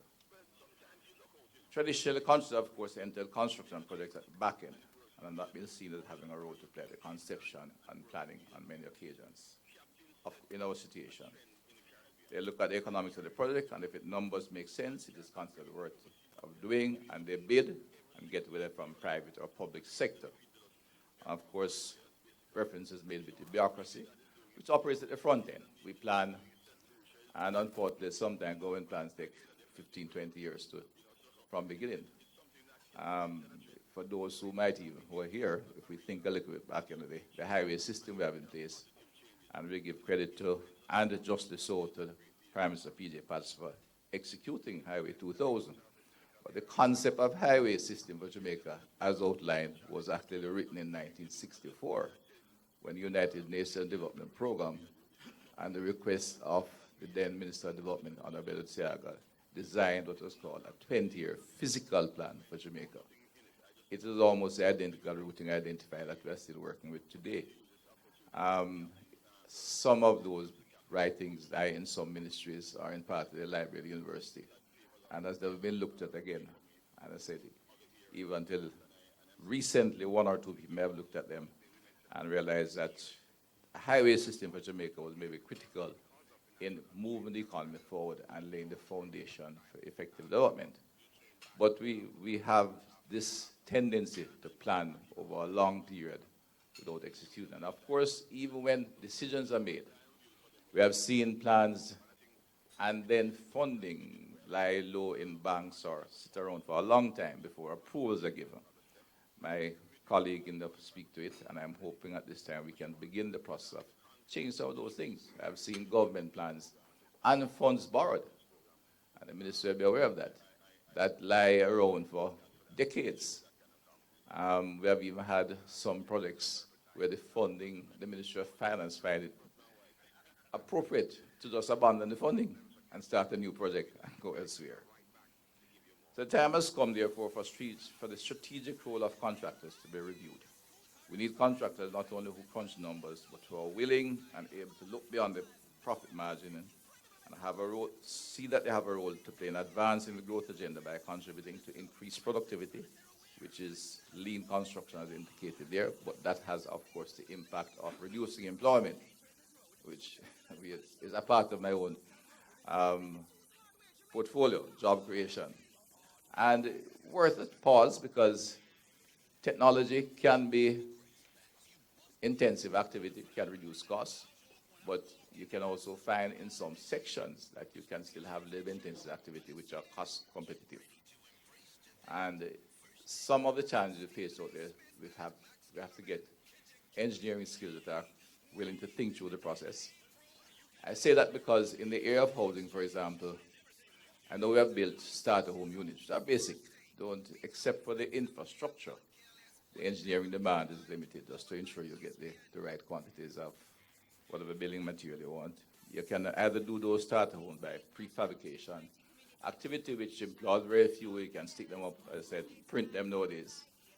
But I know that in this is my last round at this activity, one contractor built me some starter homes faster and at a lower cost than the prefabricated structure. Right? Those homes were sold for $2.6 million back in 2008, 2009, and I don't think anything has been sold for that kind of price ever again in Jamaica, where we did in fact put in roads, infrastructure, and the prefabricated concrete at the time, totally built on a factory site, was costing about $3.7 million. So it depends on the productivity, the quality of the team you engage, and of course the economy of scale, and we need to see more contractors looking at that aspect of things. I'd also say that contractors have to not just look at equity, but I find working with them, many international firms we have coming to Jamaica, because Jamaica today has become a pretty hot topic and hot product. Part of it is because we have moved, and there has been consensus in this. Both governments have sought to execute a number of fairly large infrastructure programs. But most of the large firms who come here not only will take equity, which is a challenge to the local firms, but they are involved in, they have direct investment in infrastructure. In fact, the largest firms in the world, much of their income flows from their infrastructure investment. So in fact, you'll find the concessionaire for the airport is usually a contracting firm. The concessionaire for highways, the concessionaires for a number of activities, you'll find are large contracting firms.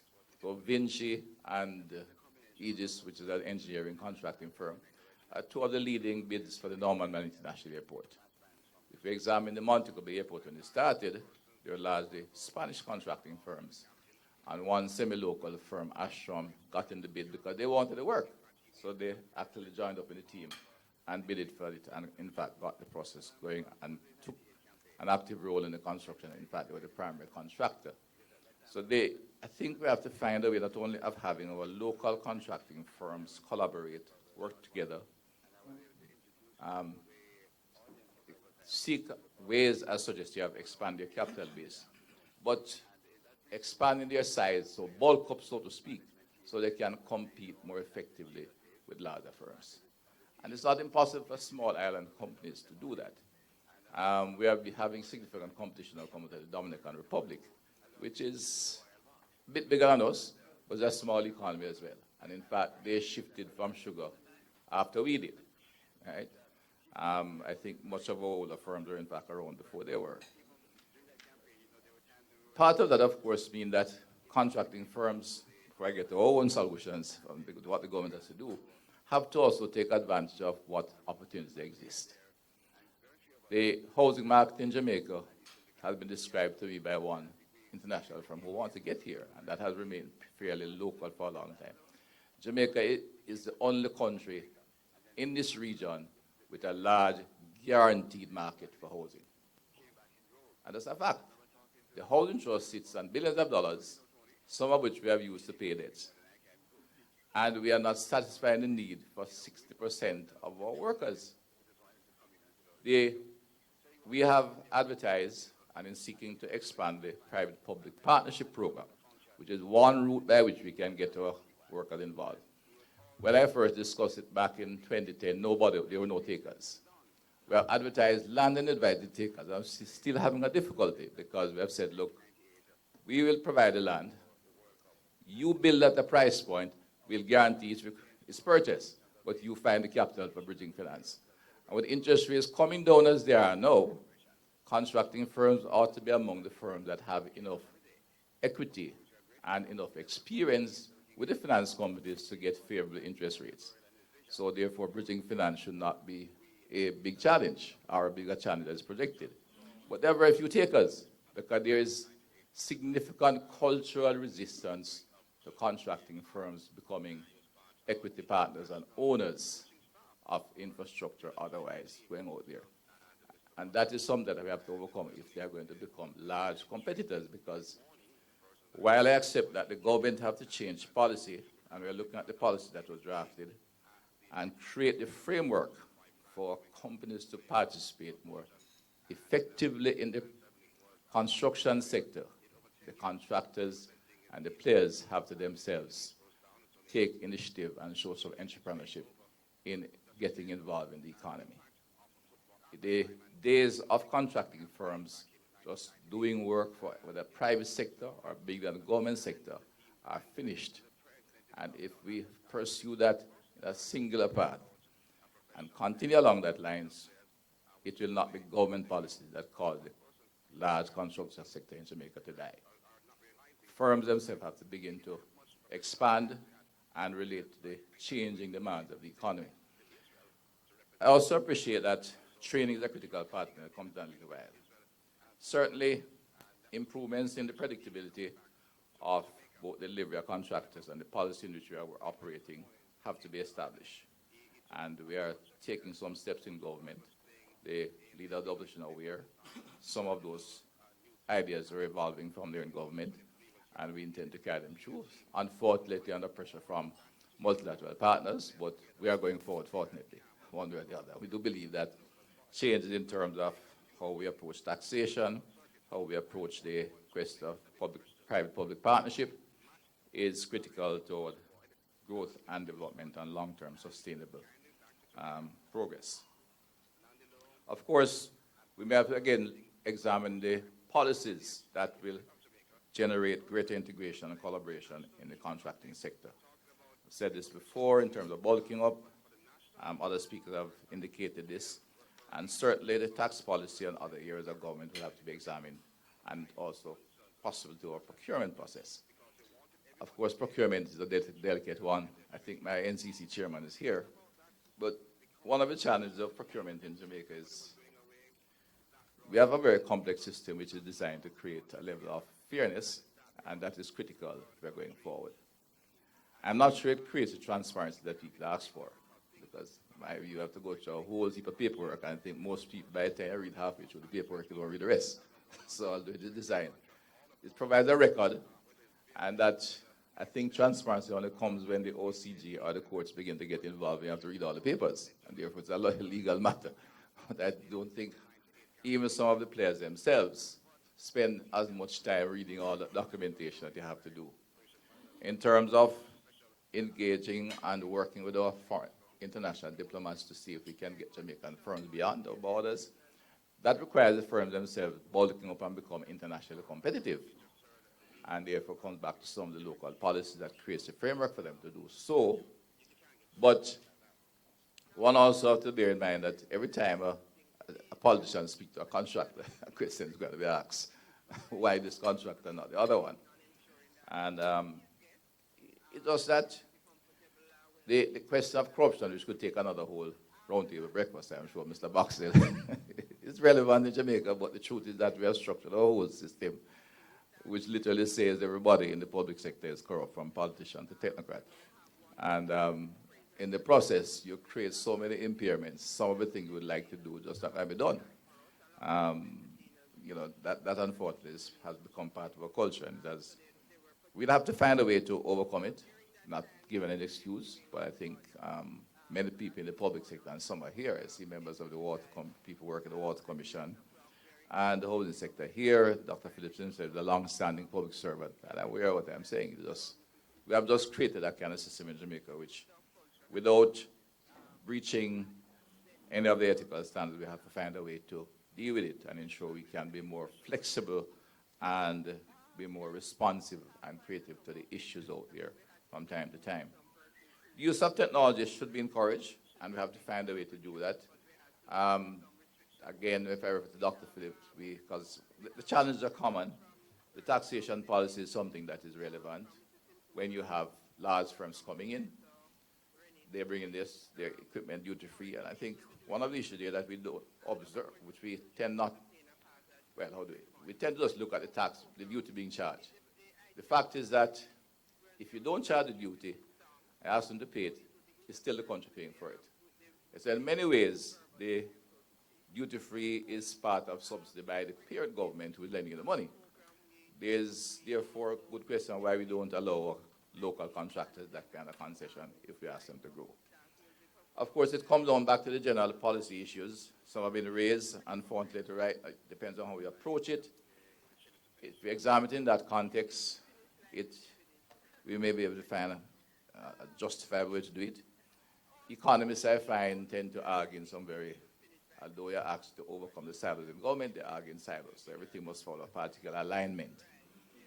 Currently, of course, there's still a debate on some fundamental aspects of the government policy, and hopefully we can maybe find a way to overcome them and look at the total framework.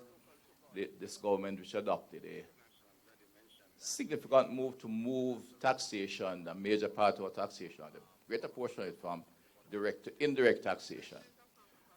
There had to be replacement taxes, and that has created a significant debate, correctly so. But there has been some consensus somewhere, and my own, from a personal point of view, and it's difficult to speak personally when you're a senior member of the government, but the facts, as I said earlier, in the two of the construction industry is that much of our economy is informal. Some say 40%. In fact, you know, I think somebody who does some extensive work on this recently retired, Dr. Davis, where you may dispute or argue about his contribution to the government side. He was an outstanding economist, and he did some extensive work as head of the Sir Arthur Lewis Institute. And I remember reading the document then, and which from then demonstrated a high level of informality.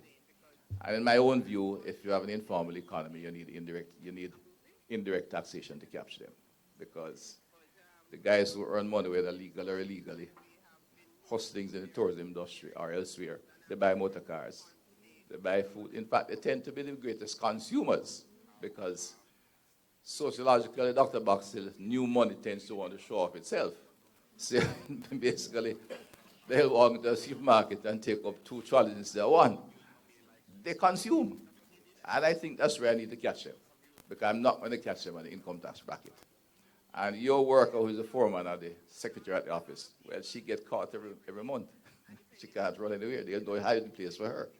So I do feel, from a purely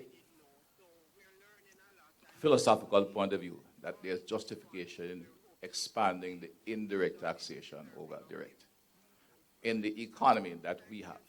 I'm not saying it is the correct way throughout the system, and the question of equity and the impact on the very low-income content is reasonable. You have to find a way to catch them, and we're taking some steps there.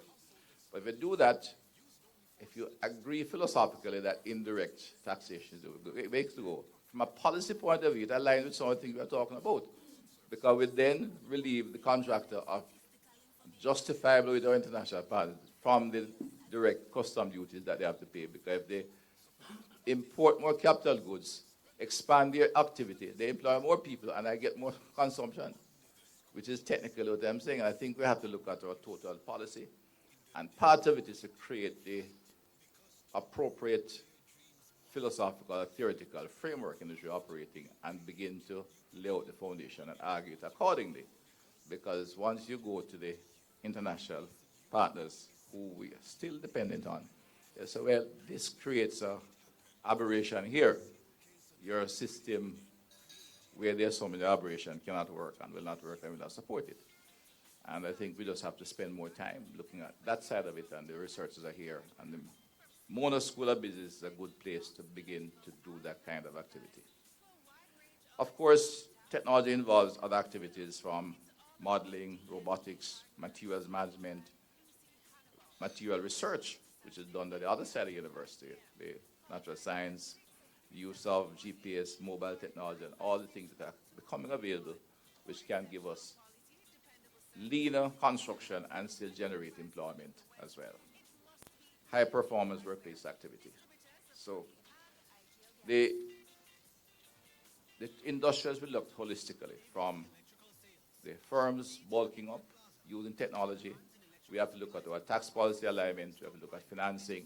Interest rates are coming down. There are still some regulations governing the financial sector that has to be examined. And I'm not the Minister of Finance, and therefore not speaking policy, but I'm laying out ideas that we have to examine and that are being discussed, things like the use of insurance funds.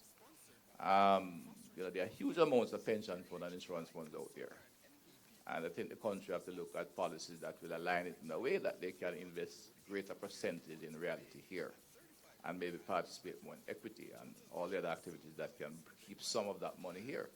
Much of that funds now lie in financial institution instruments in developed countries, earning less than 2% a year, because it guarantees a certain level of safety for the pension fund and the insurance companies. We may have to find a way we can encourage them, not by coercion, but by policy, and by the investment firm we create to bring some of that funding here, and have firms that are here and contracting firms that are here begin to participate in a meaningful way in mobilizing local capital and investing in the industry. I think it is critical to begin to see, as I said, in bulking up, see local firms that on the bulk up participate beyond construction in the construction sector, which involves. I mentioned before the question of what essentially is a guaranteed market in housing. And that term was used to me by an international investor, somebody who was buying a piece of land in the North Coast from North America at a price which I didn't think would be even near today. He said, look, this land is extremely valuable. And he didn't ask the valuation, he paid the price for it. And now he's looking and said, look, I will build some house in Jamaica. He has funding, but that just said is an opportunity we are missing out on. But the other areas, university has gone to PPPs. It is an accounting firm and a group of accountants and businessmen who have decided to build student living, you know. Why wasn't a contracting firm out there even have part of the equity and build the building so they have a continuous income? Because one of the challenges that the contractors face, and I've seen firms disappear because of that, when government work, which is a large part of the construction industry, goes down and the economy goes down in construction, the construction firm goes to business. But they have no other source of income or activity that can keep them active. Yes, and to maintain their quality, because to be a grade 1 contractor, you need should have, Mr. Macandé is here, but not always unfortunately, you should have on staff, not as associates, 2 PE engineers, which of course, starting at that level means that it requires a certain level of income to maintain and pay them properly, if you're going to retain them, not only as partners, but if they're on staff. So there has to be, I said, and I repeat, having said before, a change in the thinking process. If firms are involved, like one firm, firms that said have shown interest in Norman Manley Airport. But not only are they seeking to get the Norman Manley Airport to build out the expansion they require, but several of them are operators of airports. Firms operate car parks. We need one in Kingston. We need several in Kingston. We don't have none. I'm sure the first one is going to be constructed by a government agency, UDC, at some point in time. Why should that be? They give a constant income and at a good rate of return at current interest rates. So from office blocks to housing, we are looking at expanding we are seeking to attract as much as we can business process outsourcing. Business process outsourcing, some still view as a kind of sweatshop activity, but it is the nature of the world today. And it is on a go, business process outsourcing will only grow because all companies are moving that direction, and it is not located only in developing countries. Every state in the United States seeks to get outsourcing from other companies. Every state in Europe and Eastern Europe is competing with Jamaica. The government is taking steps that allude to training people, but only one company has come forward with an idea to participate in a joint venture where we have land and they'll build and put equity in a building that will accommodate business process outsourcing. We are, an hour and a half, 2 hours out of Miami, United States, the largest business outsourcing market in the world. We are internationally. If we take even 0.1% of the outsourcing activity in the United States, we can employ over 100,000 Jamaicans. The market is there. The goodwill is there. The bulk of the industry still requires somebody whose primary language is preferably English. We're accessible and culturally very close to North America. But there are very few takers, and except for one large company which was themselves not involved in construction, but have started to do so now, and they construct their own BPO offices and beginning to move aggressively into it. These are opportunities that we have to find as the construction sector have to take an interest in. It's not complex. Simply build almost a warehouse facility and get somebody in there, and then you collect your rent.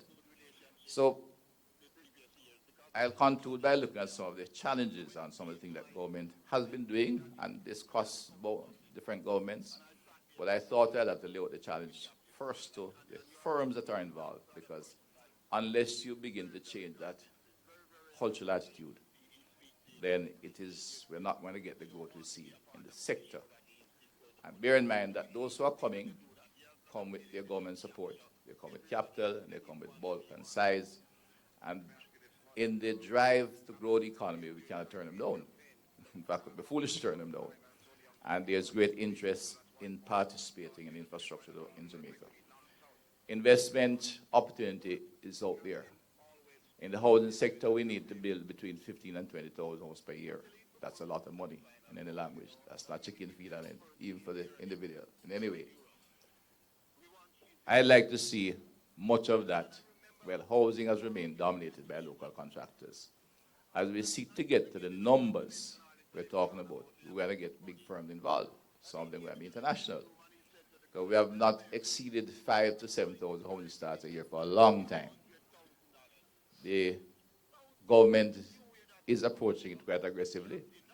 We have seen the Prime Minister break ground for some 14 housing estates in the last 12 months, and we have several more to go, and the board chairman has done some.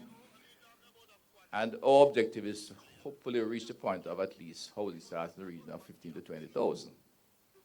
I'd like most of that to be by Jamaicans, but that might be done by a pure government contract. And we need to participate in that. As I said, we are going to expand the facilities for business process outsourcing. I'd like to see 2 million square foot built over the next 3 years. It requires, I'd love to see private participation there, because it is the business there for them to participate in. But the other thing we have to do, and in seeking to achieve our goal in the construction sector, partnership to be successful must have all parties involved, and the administration is one of the principal partners. So I take the partnership from your company into government. We, of course, have sought to increase transparency and reduce uncertainty about the award of government contracts, despite our recent controversy. The total government process has, in fact, been modified and amended over the last decade. I said sometimes one wonders, as a participator from this level, if it is not too complex. But the attempt has been to seek transparency, and we have, in fact, taken a procurement law to the House. Most of what we're doing over the years were regulations. We have, in fact, now a procurement bill, which has been passed, and we are moving to establish the regulations so that by the end of this financial year, you'll have a procurement bill, which is enforced by law. We have, of course, sought and have achieved a level of political consensus. Simple, while there was dispute around it, the Jamaica Development Infrastructure Fund and Mid-P program are pretty much of a similar nature going forward, which was overlapping administration, despite of arguments about some execution. Greater consultation with industry players. We have had some discussion, but we need to expand that, streamline the tendering process, ensure realistic project planning and feasibility studies, and execution in a timely manner. Of course, reducing bureaucracy is going to be a critical component of this. And we are, in fact, embarking on such a process. And we expect that not only the 90-day, but the whole procurement process and some of the regulations we are looking at in terms of NEPA and others will begin to reduce. The building code is coming to the House. There are some disputes, again, discussion, but consultation will proceed. The physical planning and land use planning is the background. It takes time. Cadastral mapping will take time and costly. But those are some of the things that government is looking at that will create the framework for more efficient and participatory and equitable construction industry. Let me therefore reiterate, the construction sector and construction activities affect every aspect of our economy.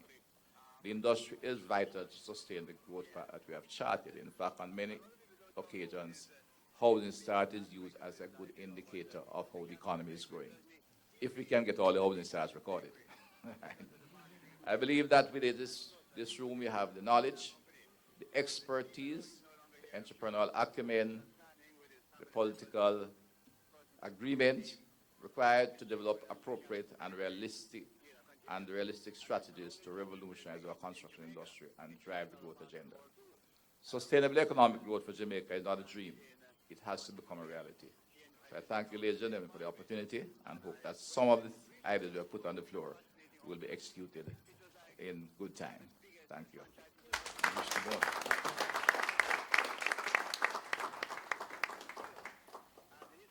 Thank you very much, Minister Chang. We have heard from two of our top public officials. Let us now hear from the industry itself.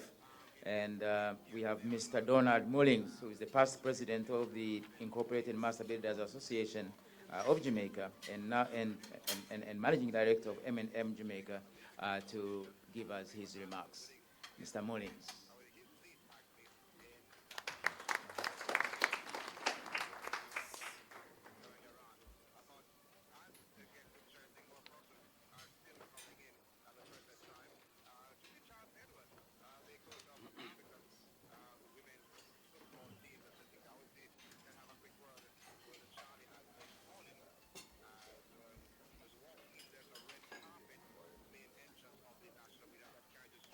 Thank you, Professor. All protocols observed. I want to add my own words of congratulations to the Mona School of Business and the CIC for this initiative. My wife will tell you that many mornings I wake up running around my room saying, I knew it, I knew it, I knew it. And she keep asking, what is it? And I said to her, I know finally some organization of importance, and you can't find a more important organization than the UWI would finally turn the searchlight on to the importance of the construction sector. The Chairman, I really want to thank you on behalf of the entire industry for the opportunity to be here today. I feel like, I want to tell you, I feel like the man who entered his mule in the Kentucky Derby. His friend called him up and said, come to me, little fella. Do you really think the animal stand a chance at winning? The man replied, no, but I believe the association will do him some good. Just as I believe today, just as I believe that the association will do me and the entire construction sector some good. I want to comment briefly on, of course, my Dr. Chang, who I met, I think, it's important, 25 years ago, when, on the construction site, the construction of Grand Lido, I was one of the contractors on Grand Lido over 25 years ago, and that relationship continued on to South and North Gully. Now, it's significant for North Gully. That's an area where angels fear to tread. And I got there and I said to myself, how am I going to work in this ants nest? Somebody said, speak to the Member of Parliament again. And I spoke to Dr. Chang. He gave me some very simple advice. Pay them fair rates. And fair rates in Jamaica is considered as the JIC for the construction sector. That's a rate that's agreed between the industry and the union. Pay them on time. Treat them as Jamaicans worthy of being considered human. We did it in an area where, I can tell you, very few contractors wanted to work, and we came out living in community much better than we found it. For Dr. Phillips, I had a similar experience. In 2005-2006, the highway from Negril to Montego Bay, the Asian contractor known as Bosong, they were constructing, and I think 60% of the way. Apparently, they were not making enough money and decided to abandon the project. I met with Dr. Phillips, this very hotel on the 8th floor. I can't forget that meeting. And we said, how are we going to protect Jamaica's vital interests? I can tell you what the conclusion is. Go to the Jamaican construction sector. Form a team and come with a solution. We met, I think Dr. Wayne Reed was asked to head that team. And we sought out a retired permanent secretary, Mr. Joe Shaker. And we put a team together, utilized Jamaican contractors, and we completed that road. And I certainly hope we understand it. Only persons we should look at to protect our interests is ourselves.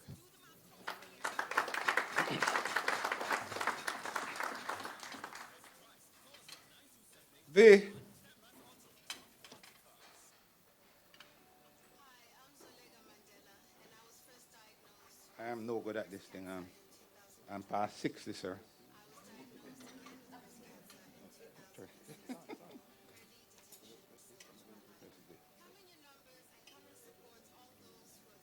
Excellent. Excellent. You know, I have to be very careful of how you deal with these things. I remember a story told to me, and I don't want to waste my 15 minutes telling you a story, but I have to tell you. This executive one evening was trying to copy some documents. Of course, he mistook the paper shredder for the copy, and he was there trying to get it to work. His very willing secretary, who was trying to help him, passed and see him trying to operate the machine, took the paper from him, and just pushed it in the machine. And he said, thank you, excellent, I just need one copy.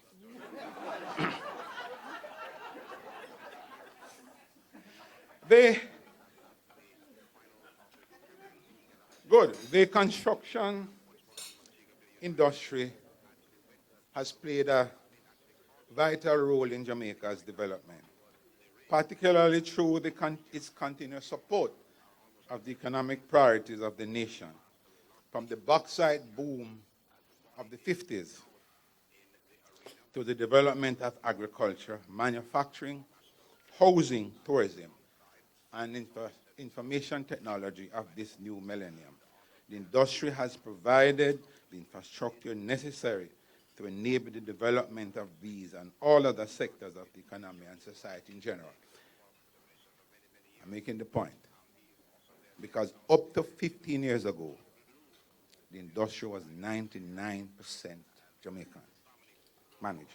And I'll tell you a little more.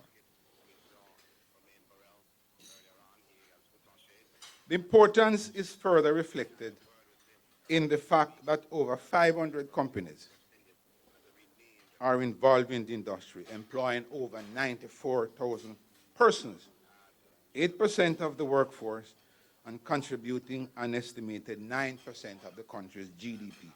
And I want you to understand what is happening in the industry. I have to put it to you, so our researchers at UWI, you might have to go back to do some more research. Over 500 companies in Jamaica. In 2010, there were 400 companies on the NCC list. Today, there's less than 200 companies on that list. Less than 200. Residential construction continued to impact significantly on the industry, with housing starts as follows. I'm not too sure if you can all see, so I'll just go down a little here. National Housing Trust in 2016, according to PIOJ, and there's some question about the data there. We perhaps need to revisit some of these figures.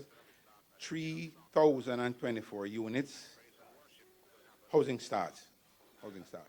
Housing Agency of Jamaica, 0.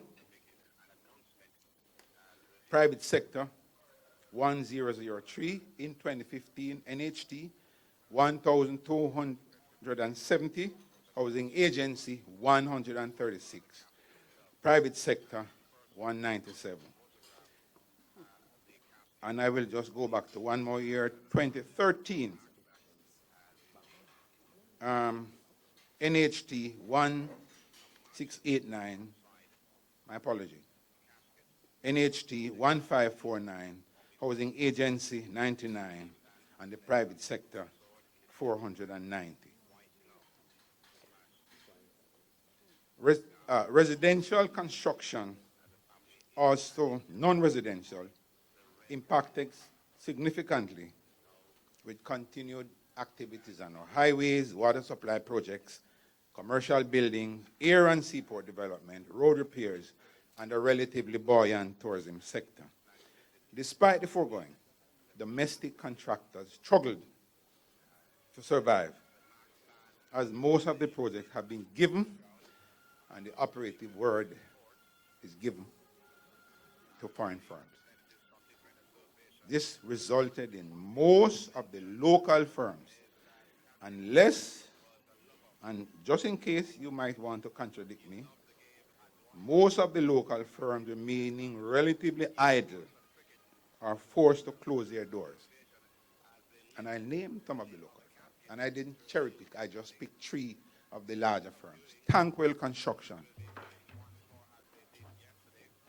closed, gone out of business. Here, Caribbean Construction, working here for 50, 60 years, gone. Astrom,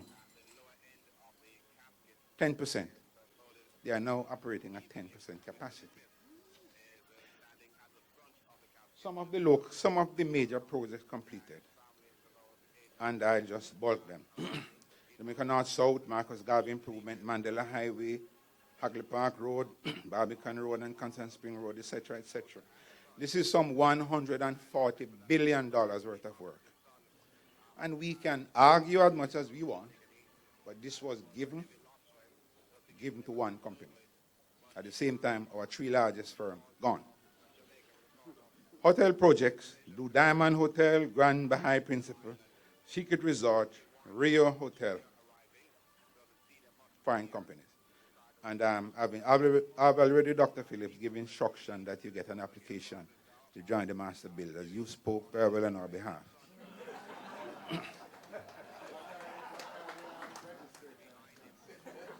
We will waive the fee for you. Office and apartment, Grace Building, Ministry of Finance building, Ministry of Foreign Affairs, my apology. University of the West Indies housing projects, private apartments. This is some $10 billion worth of work, also given to Chinese firms. And don't get me wrong, you will learn later I have nothing against Chinese firm or any foreign firm. We're not going there. Want to look recent civil engineering expenditure on civil engineering projects. JPS 5.3 billion. National, I'm talking about 2016. National Works Agency 9.7 billion. Port Authority 500 million. NWC 5.1 billion. Telecom subsector 7 billion. In the case of NWC, over 60% of this work. And Mark, you are my friend, I'm not attacking you, but the figures from PIOJ say so. Over 60% was given to one foreign firm. But I want to look at post-independence for you to understand what has happened. Most hotels, when I said most, I mean 99% of all hotels prior to 15 years ago were built by local contractors. And I could define local contractors. Those firms that management is mainly Jamaican, and CCC was mainly Jamaicans. A lot of these big shot contractors are people who used to work for CCC. Astrom, prior to a few years ago, was 76% owned by the National Housing Corporation, now HAG. Tankwell is 100% Jamaican now. So we have the roads and bridges, local contractors. Schools, conference centers, local contractors. Multi-story offices, the towers, hospitals, various ministry, cabinet offices, local contractors. Today, after almost 60 years of independence, a time that sees Sir Roy Marshall, I think, was in charge of the UWI, now replaced by many persons, including Sir Hillary. The governor from London is no longer here. now replaced by the governor perhaps from Walton Park Road. The mayor from Birmingham is now replaced by perhaps the mayor from Tivoli or from Spanish Town Road. Locals can now head the army and the police force. Locals are no longer restricted to being teller in the bank, but they can now manage the bank. After almost 60 years, local firms consider themselves lucky to get a subcontract on some of these projects. That's the contention. Mr. Chairman, it is the generation of these physical assets that many successful economies have exploited in achieving and sustaining social and economic progress. It can be done. It can't be done using foreigners. You're going to have to rely on ourselves to survive. Exploiting these activities and outcomes to improve social and economic position of any country cannot be maximized in a weak and haphazard development framework, but must be done on a well-thought-out and managed construction agenda. The construction sector plan will therefore have important implications for national development. The strategic importance of the industry development is an internationally entrenched scheme, resulting in various countries commissioning competent bodies, such as the Construction Industry Development Board, to formulate and lay plans for improving their respective construction industry. These countries, and I name some of them, UK, US, Canada, Japan, Singapore, Malaysia, have the construction development agenda robustly integrated into their national development plan. And indications are that this has not only contributed to improving the competitive advantage of the respective domestic construction organization, making them not only significant national and international players, but also helping largely to lift their citizens out of poverty. In 2005, I think we were using in Jamaica Malaysia as an example, and we brought the Malaysians here. And I want to tell you, in 1960, Malaysian per capita was $1,400. Jamaica in 1960 was $500. And today, Malaysia per capita is $1,100. Jamaica, $11,000. Jamaica is $5,000. Malaysia, I think the minister was YB Yatuk, Datuk.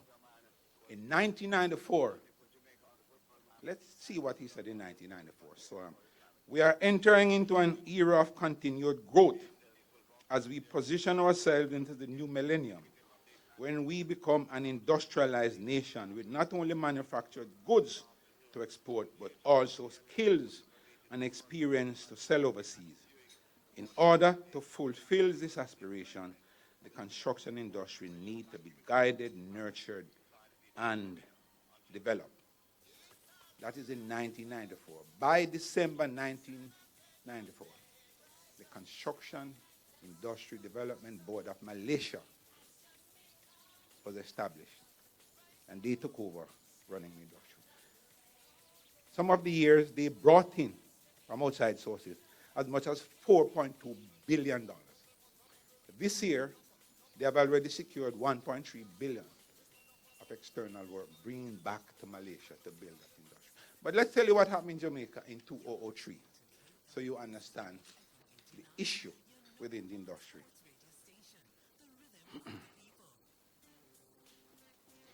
And this is a former Prime Minister.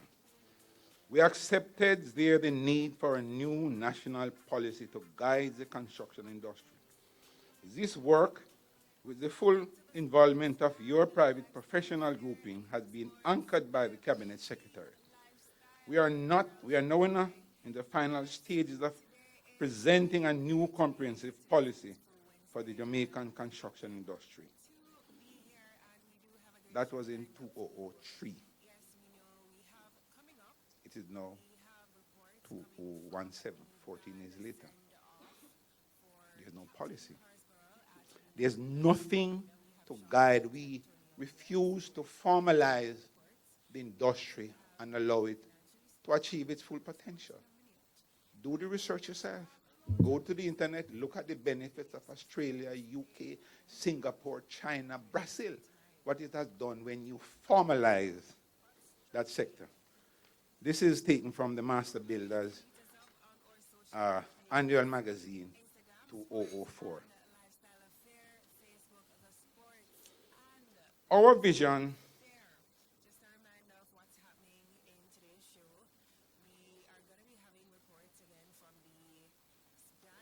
Our Vision 2030 plan is to make Jamaica the place of choice to live, work, raise families, and do business.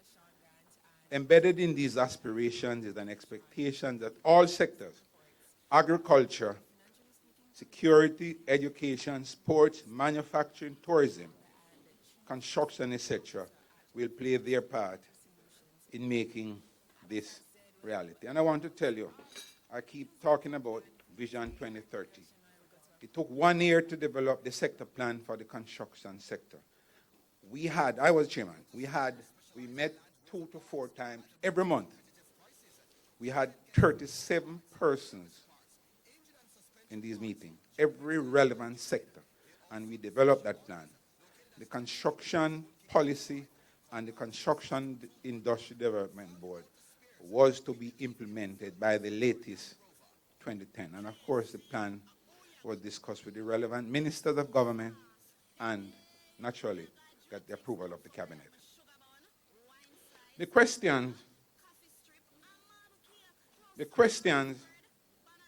that we asked years ago in a document, annual report of the Master Builder, and we ask again today because they are just as relevant. Is the industry ready or being prepared to contribute meaningfully and effectively to this? And our researchers of UWI will understand you will not have people putting their money in the construction sector until they are certain and sure of government policies. Policies in terms of imports, policies in terms of taxation, policies in terms of procurement. It won't happen because you don't know what will happen tomorrow. I think Dr. Phillips put it right. Our local contractors ready are being allowed to actively participate and contribute. Can we truly meet these objectives with the main participants being foreigners? Can we? Is GDP meaningful if all the work is being done by foreigners? And I'm not putting forward that we could get up today and build that highway from Caymanas to Miami Bay. No such thing. It's a gradual process, and we have been derailed along the way. This is the issue that I have. Isn't it important that Jamaicans be integral and take responsibility for the development of their country? Isn't meaningful development of Jamaica only meaningful if we develop the physical infrastructure? As we develop physical infrastructure, our people are developed at the same time. These are critical questions, among others, that must be answered. And the answers will point us in the direction we must go if we hope to succeed. Let me make it clear to my minister, and the Minister Chang will tell you I serve on his board and I do the best I can. And leader of the opposition will tell you we are long-time friends, very long. Domestic contractors, contrary to what some might believe, are not asking for any special favors or to be given a handout or to ban foreigners. Far from that. What we ask for is to be given an opportunity to develop and grow, an opportunity to do business in our country. Our workers must feel proud that they are part of Jamaica. You can't have a project with 500 workers, 250 of my laborers. They are no professionals. The other 250 that doing skill work are foreigners. It makes no sense. nothing is worth it. We want same duty regime as foreigners. We want same tax structure. We want same labor and safety regulation. The JIC rates that sets out the conditions for pay and condition of work of our people must be enforced. Remember, all of these loans, soft or otherwise, will have to be repaid by the Jamaican people. Projects, when given to foreign firms, result in what? Very little Jamaican management, no technology transfer, generally lack of adequate health and safety programs. Go back and watch those TV clips of the people working on Mandela. Some in slippers, they look more like bandits than workers, than human beings. Generally, labor being paid at subsistence level. Dr. Boxwell, effectively driving them from the market and damaging the foundation we so carefully laid. Up to 45%. Up to 45% of the project cost goes out as head office overheads, expatriate salaries, and profit repatriation. Our view is that no low interest rate, no soft loan can compensate for the damage being done to our system. Pretty highways and pretty building does not a country make. We know how hard, Dr. Chang, how hard press government can be to fund this project, and seem at times forced to accept conditions not favorable to Jamaican workforce. And I know if we dig in too deep, perhaps we would not have had a highway. So we can't get from Miami Bay to Caymanas in 45 minutes. We might go back to the 1.5 hours. But perhaps we would not be having 8 murders per day either. And perhaps our members of parliament would be able to get to work. Not me. Remember, some claim that they are unable to get to work because they can't afford the toll on the road that they voted on with acclamation by chest beating and desk stamping.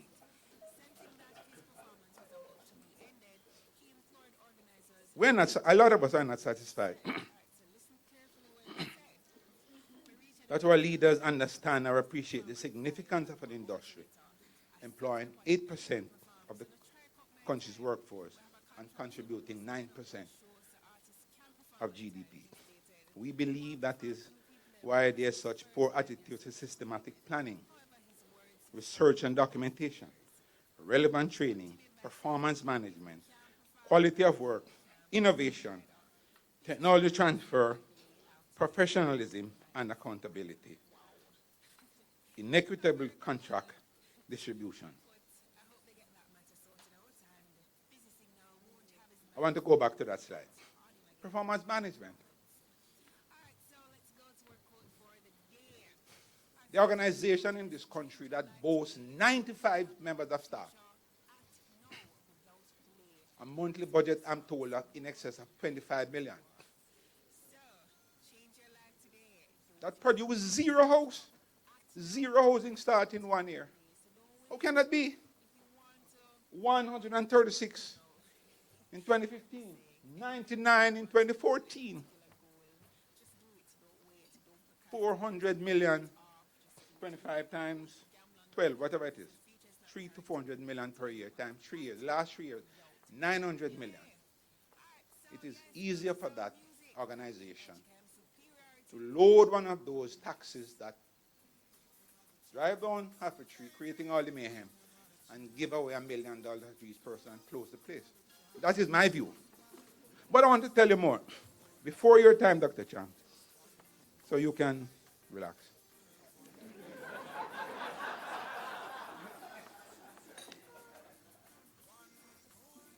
Studio units normally cost around 4 to 4.7 million. Dr. Chang pointed out that there's a contractor who did them for under 3 million. Good. 4 to 4.7 million. All of us, that's what we build them for. NHT and their team will tell you. One organization, when they were finished, those units cost $11 million. The overrun on that job, 600 million. 600 used cars for the police force. Salary of 600 nurses, 600 teachers, 600 police. Repairs to maybe 40, 50, 60. Hospitals. And the management and the team is walking around, driving Pajeras. It can't work. We have to formalize the construction sector. We must give account. Our university, Dr. Boxwell, I'm sure you do very well with 600 million. Or you would be so confused, too much money in one location. Or perhaps our politicians and our leaders. I said leaders. Remember Horace, I didn't say politics, I said leaders. Our leaders do understand. But because construction has such significant political impact, and we have to accept it, being the largest gravy train, too much formality, an organization will reduce the powers of those in the industry. A former chairman of Housing Corporation, Ted Warmington, he said how he judged the performance of any country and any industry. As soon as he gets off the plane, he runs out in the open and look around and see how many tower cranes are there. And depends on the number of tower cranes, he can tell you how well the country is doing. Evidence suggests that the construction industry reaches its peak when a country approaches or reaches mid-income status. So as we in Jamaica strive to reach developed status by 2030 and make Jamaica a place of choice to live, work, raise families and do business, this industry has a huge part to play in making this a reality.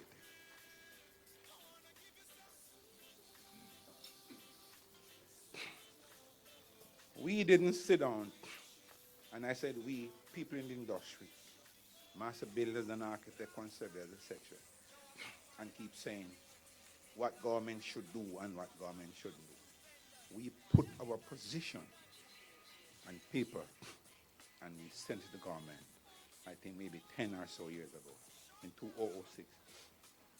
For years, some of us have been clamoring for a proper construction agenda. And this led us, as I said, in 2006 to put our recommendations on paper. Let's look at the recommendations that we believe are needed to move forward.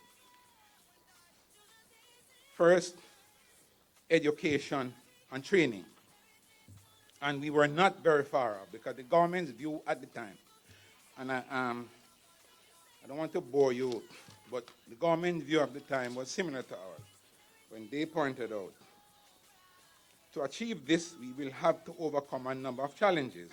These include human resource development, improving industry performance and competitiveness. This is the word of the Prime Minister, I think Prime Minister Honorable P.J. Patterson in 2004, I think.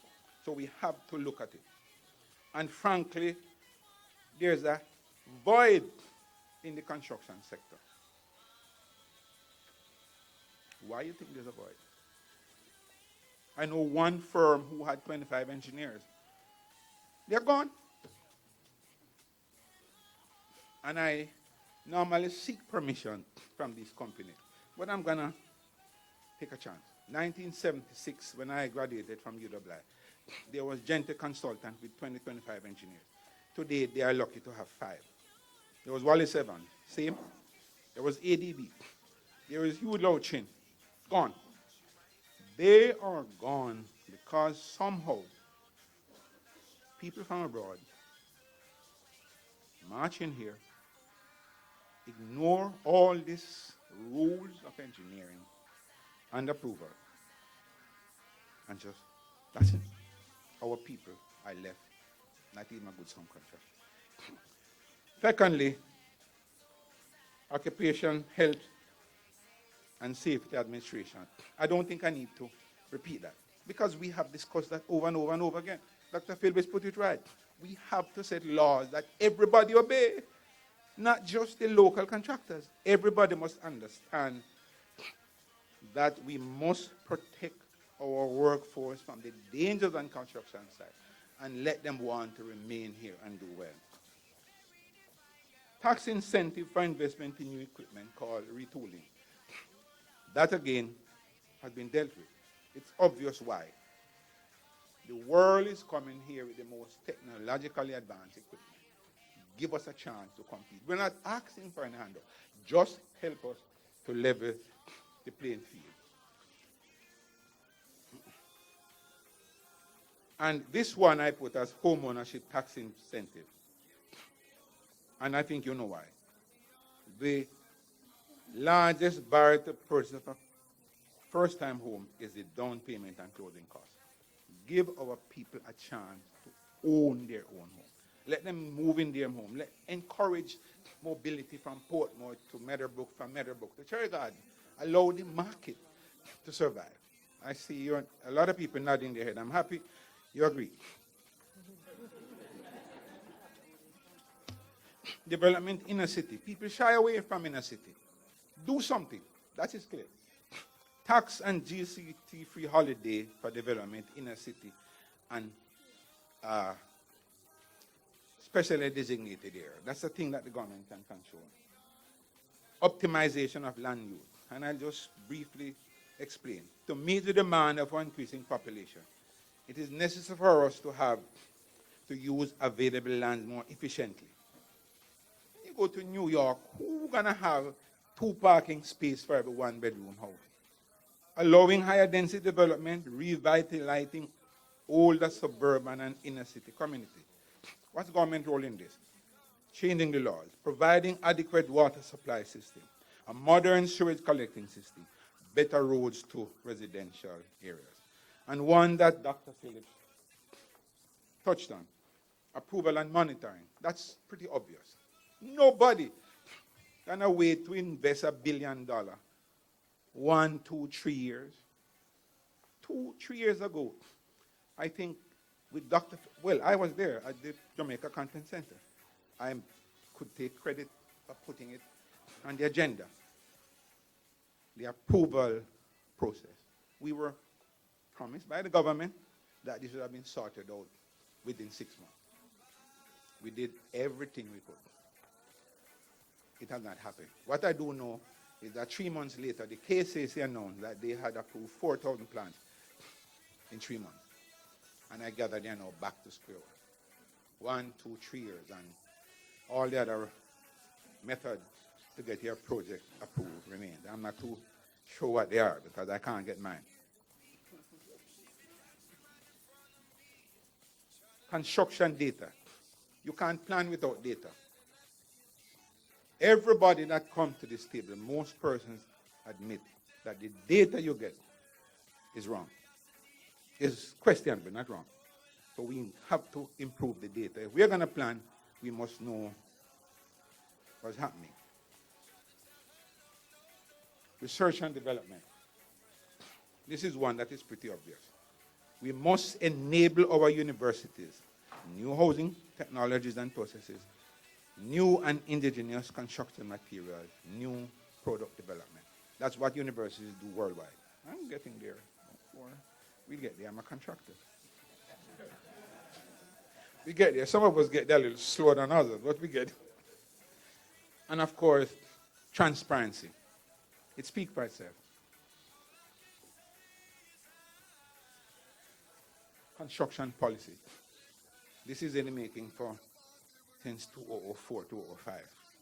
I remember our team at the Master Builders worked sometime 18 hours per day. 18 hours. We hosted up most of those meetings. The policy, we have no policy. Well, we have a policy, but we don't have a policy. Policy has been done. It's sitting somewhere. We can't get it to the stage where it's enacted. And finally, Mr. Chairman, Construction Industry Development Board. Everything I said before can be solved by just establishing a construction industry development board. Everything. The board would coordinate the needs and wants of the industry. The board would be planning the direction of the industry. The board would be addressing the pertinent issues and problems faced by the industry, and would be making recommendations in the formulation of policies for the industry. So, Chairman, ladies and gentlemen, I want to thank you for your kind attention. I certainly hope we contributed. And I believe, as I started by saying, this is so important to national development. It's so important to all the other industries. That this is one area our university, Dr. Baxter, should pursue. Until we get there, until we protect the vital interests of Jamaica, I don't think we should stop. Once again, thank you.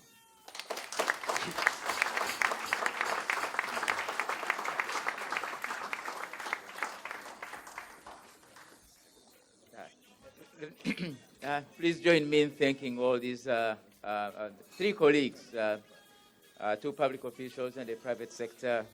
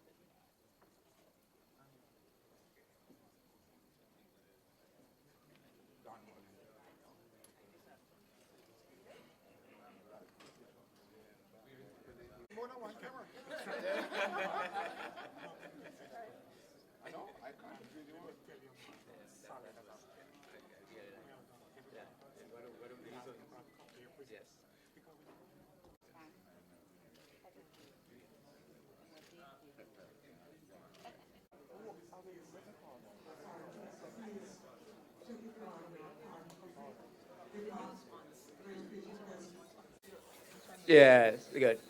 Okay, yeah. Thank you.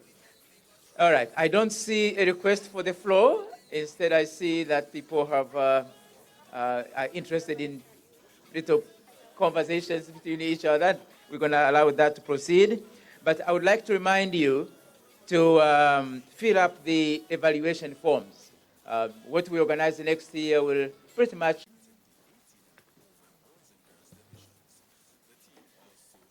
Distinguished ladies and gentlemen all, good morning. I know we are a little pressed for time. I want to first of all to apologize on behalf of our CEO, Dr. Damian Graham, whom you would have seen from your program, should have been here. He had an emergency this morning and just couldn't make it back. So I'll do my best to fit in. Okay. The UDC is extremely honored to be part of this morning's presentation. Your theme, construction as driver for economic growth, is one that resonates with the UDC. So as has been said before, we want to just commend both the Mona School of Business and Management and the Construction Industry Council for putting on the table these meaningful matters, identifying where there are gaps and making recommendations. The UDC, as the government's urban planner, has been in the business since 1968. Our mandate is to make development happen.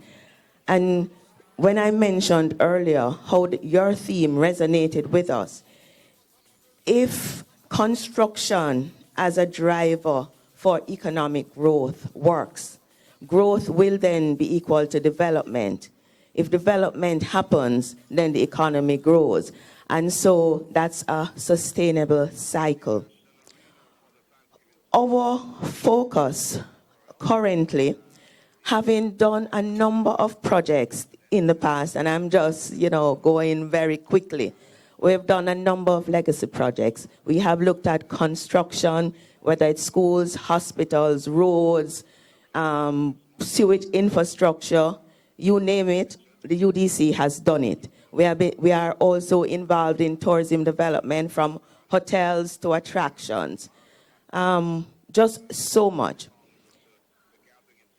Our current focus is on 4 development areas: downtown Kingston and Port Royal, which goes together, Montego Bay, Ocho Rios, and where have I missed?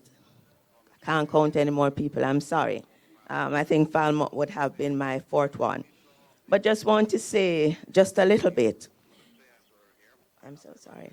In Montego Bay, we are looking at currently the rehabilitation of the groins for one of our beaches. So you're talking about engineering involvement there. You're talking about some architecture. You're talking about, all the professionals involved. This is a project that we just launched. We have funding for the first phase from the climate change company, and we are looking at the funding for the remaining phases. We're also looking at the development of a beach park at Close Harbor, which is referred to popularly as Dump Up Beach. So again, you're talking about the whole range of, the construction. Because if we only plan it, there's no implementation or development, then it really makes no sense. So, this is what we're working towards. In Ocho Rios, we are continuing with the redevelopment of the town center, looking at the whole circulation of the pedestrians as well as vehicles. So we are now into creating a promenade along the walkway. We're working with the TEF and the Port Authority of Jamaica. We'll next tackle Main Street. And we can't leave Duns River out, so we just added to the attractions there at Duns River Falls and Park. In Kingston, the Ministry of Foreign Affairs building is going up for those who venture downtown, or for those who are downtown next door. They will see that is going up. And there are a number of activities going. Why am I saying all of this to you? It goes back to the point. You have said construction as driver for economic growth. The construction industry, extremely important for us all to achieve the mandate that we want to achieve. It is important for us all to really achieve the 2030 development mandate and mission. And in fact, for those of you who may have encountered my general manager, would have heard him talk about the compelling vision for 2031. So he has taken it 1 year beyond the national vision, and he is speaking into being all the things that he expects to see along the Kingston waterfront, in Montego Bay, in Ocho Rios. And, it is the vision that is driving us at the moment. And it is how we see the various partnerships coming into play to really make this happen. So once again, on behalf of the UDC, we are really, really pleased to have been here with you, to have heard all of what has been said. I was thinking that after Mr. Mullins spoke, it would have been difficult to come up here, so I had to run to the bathroom. You understand? But the points are well taken, the points are well made. We have to look at it, we have to face the reality, and we have to come together to the table to make it happen, because this is our country, this is what we want to see. So again, thank you. We look forward to the university continuing, not just for 8 years, but for many more, to just put on the table those things that are important and are necessary to give us all the opportunity to work together to make development happen for Jamaica. Thank you all. Of today's proceedings. Let me thank you so much for coming and for all the contributions you have made. I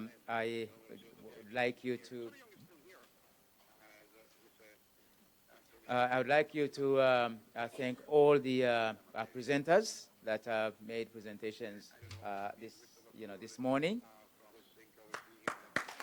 Yeah. Okay. And I'm asking you as well to put your hands together and thank all our sponsors, the IDB,